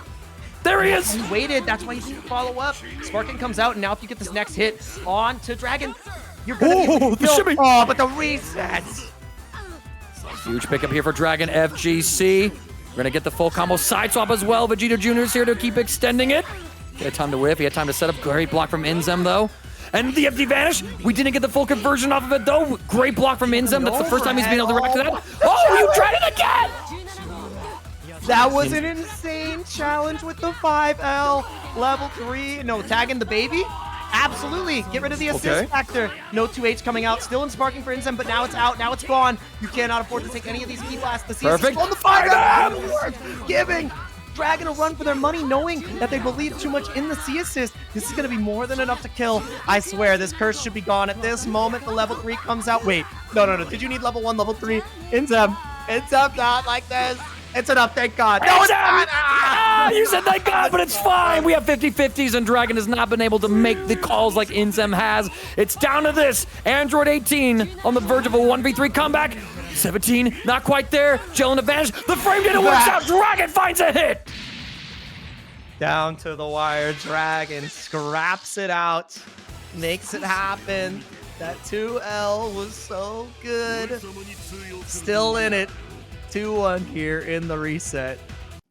Oh, let's go gambling, indeed. Would you mash for $100? DragonFGC certainly would. I'd DP for $1 million. That is absolutely crazy. I think Inzem went for the dash block OS, trying to be safe on that. Don't know if he didn't go block in time, or probably more likely just pressed a button and got counter hit. One of the issues with the current spectator client is that we don't have the on-screen some of the HUD stuff there, like the combo hit counter and the counter hit notifications. That is something that hopefully gets addressed in a future patch for the game. They're supposed to push out a patch actually to address the PlayStation 5 issue for the game this month. We got about 7-8 days left, so, you know, clock's ticking, Bandai, but we'll see about that. Inzem, though, starting off violently here, getting the loops onto DragonFGC. He's going to complete the combo as well, because Jake Ryan didn't say a damn thing. I'm real good at being quiet from time to time, contrary to popular belief. True. Big Flex playing in this neutral. Inzem has just continued to exhibit how he understands this matchup. Dragon unrelenting, though, on this pressure. The C assist from Cell is about to be back up. Rocket kick 50-50. Able to block below this time. Yes, so dang good. And now jailing, trying to get a little bit more time back, but hasn't staggered long enough. Now the stagger is there, where you're seeing the assist come back up.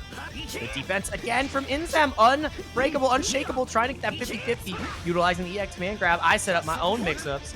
The assist comes through, another 50-50 for your troubles. Nice. Cross up high. And that is gotta be feeling good. You gotta be on a high here because level 1, level 3 is gonna be so close to kill. I'm not 100% sure. Survey says you are alive. And look at this, Inzem's trying to find the next hit. Oh! So ready, you just gave him that dragon. You were so desperate to get out there. And Inzem was waiting like a shark in the water. And now Dragon, not going to be put down into two diver situation just yet, but has to hold the pressure. Sparks up out of it. Well timed. Needed to happen. Yep, good defense so far on the Cell. Sparking Float, is available spark for back. Inzem. Immediately uses it. Yep. But the carpet comes out, catches him in the air. The bomb to end all cells. And now you're going to have to guess. Cyberman is set up. No sparking to escape. You do have guard cancel vanish if you're able to block. With the same you're side not. overhead. He is done for. There's going to be so much damage. Gets another plant. I am tending to these little dudes. The little greens are extra mean today, and it should be more than enough. Dragon just needs to cash out, and it's $3.99. Level 0 used. Level none gets it done. Dragon showing the Nappa power. The raw tag may have cost 50% of his health, but it took 100% of the cell out of the game. And that's a massive victory there for DragonFGC. The life bars are completely even. Vegeta Jr. is here.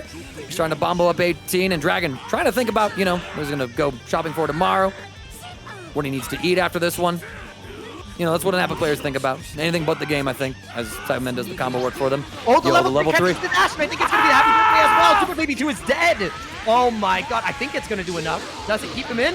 Yeah. Oh, it's not. A pixel in a dream, and finally Dragon blocks until the command throw comes through. Level 1 with base Vegeta. Nappa is gone, and now it's Dragon with a full health Cell against Inzem's squad and baby Vegeta on life support. That 5H was a little bit rambunctious for my liking from Dragon. It's out of dodge, utilizing it. You gotta be so careful approaching in the air, but one of the characters that actually has a pretty unique advantage fighting against Cell is base Vegeta. You get to just pepper with these key blasts. Oh, not able to get the full confirm though. That was a hard one. That was a hard one. Gets the hit. That was clean. Utilizing the key blast with the destructive disc follow-up. It's a 2L link as well. Inzem's had a couple of issues dropping that one, but it's the JS that drops, and DragonFGC stabilizes with the EX perfect attack. That was the mistake he made last time. He tried to get a JH in there. The EX perfect attack will usually solve all your troubles. Drops it though. He pushed the combo too far. The starter was a little too awkward. Oh my god, we tried to do it! Goodness. Yeah, and I like that attempt. Gets the full confirm here. It's not going to be enough damage to kill. The loop will give you a great knockdown situation, though, and it's up to Dragon to react to the 50-50. You have to see high-low what's it going to be. Guess for your tournament life. Guess for your Cell, because Baby's going to have one hell of a fight in the overhead. Next, the JS canceled just in case, and the dirty fireworks sends that dirty top tier straight to the depths. And now it is up to baby Vegeta. It's gonna get pressed on by the knees. Reflect baited. No punish there from Inzem. What is this situation happening right now? Dragon has the corner. Reflect gets baited from Inzem. DragonFGC just has to complete this combo to force a 1v1 situation. If he's able to push this to utmost optimality, he might be able to cash out for free, and he does so, holding on to all 7 bars. We might be going to a final game here. Inzem needs one touch. Dragon in the same field and no command grab connects as long as he vanishes into a full confirm. We should be going the distance. I should shut my mouth right now. The Mangaka, take it away. Please, DragonFGC lands the prepare to be vaporized as we are going to Game 10 Grand Finals reset for TNS Dragon Ball Fighters. Wouldn't have it any other way. Commentary curse, be damned. We're going the distance. A potential reverse 3-0 here from DragonFGC. It turns out that the Cell has been a key part to the success, but really the Super Baby 2 and the confidence to go for those command grabs has been a detractor. Inzem also had 2 opportunities to close that out, but just wanted to finish off with the knee drop and missed a double reflect punish, which is really, really hard. to recover from, I would say. But now there's one game to decide. A first to one in TNS Dragon Ball Fighters of the Grand Final reset. We got the hit theme in the back. It's all about the jazz, baby, between DragonFGC and Inzem to see who takes it before CEO and the cat from the backpack is a great way to start. And Nappa comes on in. Hey, Vegeta, I'm mixing you. Let's see. Inzem's been able to weather this storm time and time again. And why did it pop out? Why did it behave like that? I don't understand this character. I don't understand this video game anymore, I think. Inzem now with the sparking pressure. Dragon holds onto the defense and the sparking as well. Tries a 2H, but it's a simple 6-7 from Inzem. We're pushing this combo as far as we can. We go for the reset, and Dragon was ready. That was so clean of a block. And the reason he went for the reset there is because the regular combo wasn't going to kill. No 2H coming out from Inzem. The Cyberman is still there. You have to deal with it. Super dash. And now you're dealing again with the Destructo Disc getting layered down. Celsius assist used from one side. Inzem's about to have his challenge is a little bit too early. You are going to have to survive one more mix-up with no sparking. Can you do it, Inzem? We have so many EX Cybermen planted. The guard cancel advantage is going to work through. Vegeta Jr. is here. Vegeta's trying to clear the way for himself. The second Cyberman arrives as well, but it gets cleared out immediately. Dragon now just barely got the bar threshold for a guard cancel. Is holding up all the way through. Finally gets tapped. What a jump back JS from Inzem. He needs to complete this combo. The worst thing he can do is drop it. It's my turn. I've inherited Jake's curse, but Inzem finds the next hit, cleans it up real quick. Yeah, that was really good. Even though there was a drop, it was another opportunity to go for the mix-up. Inzem aware that the EX Rocket Kick is really hard to react to in that situation. 50-50 coming out from the EX Perfect Attack. Reflex coming out of Inzem. Forced to the corner once again. Assist about to be back up on the Super Baby 2. Oh, no, a complete whiff on the Perfect Attack. But yeah, like you said, and just so you guys know, the white cell is going to be Dragon. The Cell Junior colors is going to be Inzem. Inzem getting this huge hit, which is going to lead us straight to the corner. And now it's up to Dragon to defend on this mix-up, which is going to be so damn hard to deal with. It should be the level 3. I think it just depends on who he wants to use it for, and it is going to be Cell. High, low, left, right potential is not there because we don't have the rolling crush. Dragon, can you survive? Answer is no. The reflect on the assist was right, but Inzem didn't go for the same frame option, delayed the low that came through. So Dragon, you bet it all on one reflect, and Inzem had the answer for you.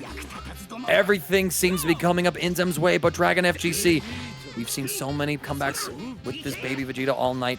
You've seen Dragon take this into 1v1 situations. Rolling push comes through. Cell's trying to crush all those dreams. We wake up with buttons. Dragon not giving up without a fight. A Destructo Disc to the face doesn't matter. We're spinning out of control, and now Inzem's the one with the next hit, converting off of the Super Dash. Yeah, and it was so clean. The delay on that Super Dash, knowing that Dragon had no chance to recover, even if he canceled it in his own Super Dash. And now you got one more guess. Inzem just waiting. Perfect attack, 50-50. Block once. Guard cancel out. Needed to be done. Block on the overhead right there. Guard cancel vanish. Not going to get you away. Actually, just regular guard cancel. Has 4 more bars to work with, but you have to use that meter to fight. And the hold we scoop it. Not enough to kill. Not enough. 2S. What's it going to be? More defense coming up from Dragon. Assist are about to be back up from Inzem. You have to deal with another 50-50. Another 50-50. It's enough. Not enough for the perfect attack either. Pixel in a dream. You can't take anything. There's a perfect attack. The Cell Beam does it. That's going to be Inzem closing it out. A resounding showing from Dragon. Put up more of a fight than I think any other competitors could do through the commentator curses, through all the odds, and still not able to make it happen against Inzem, the true king of TNS #2 here. What a tournament. What a show.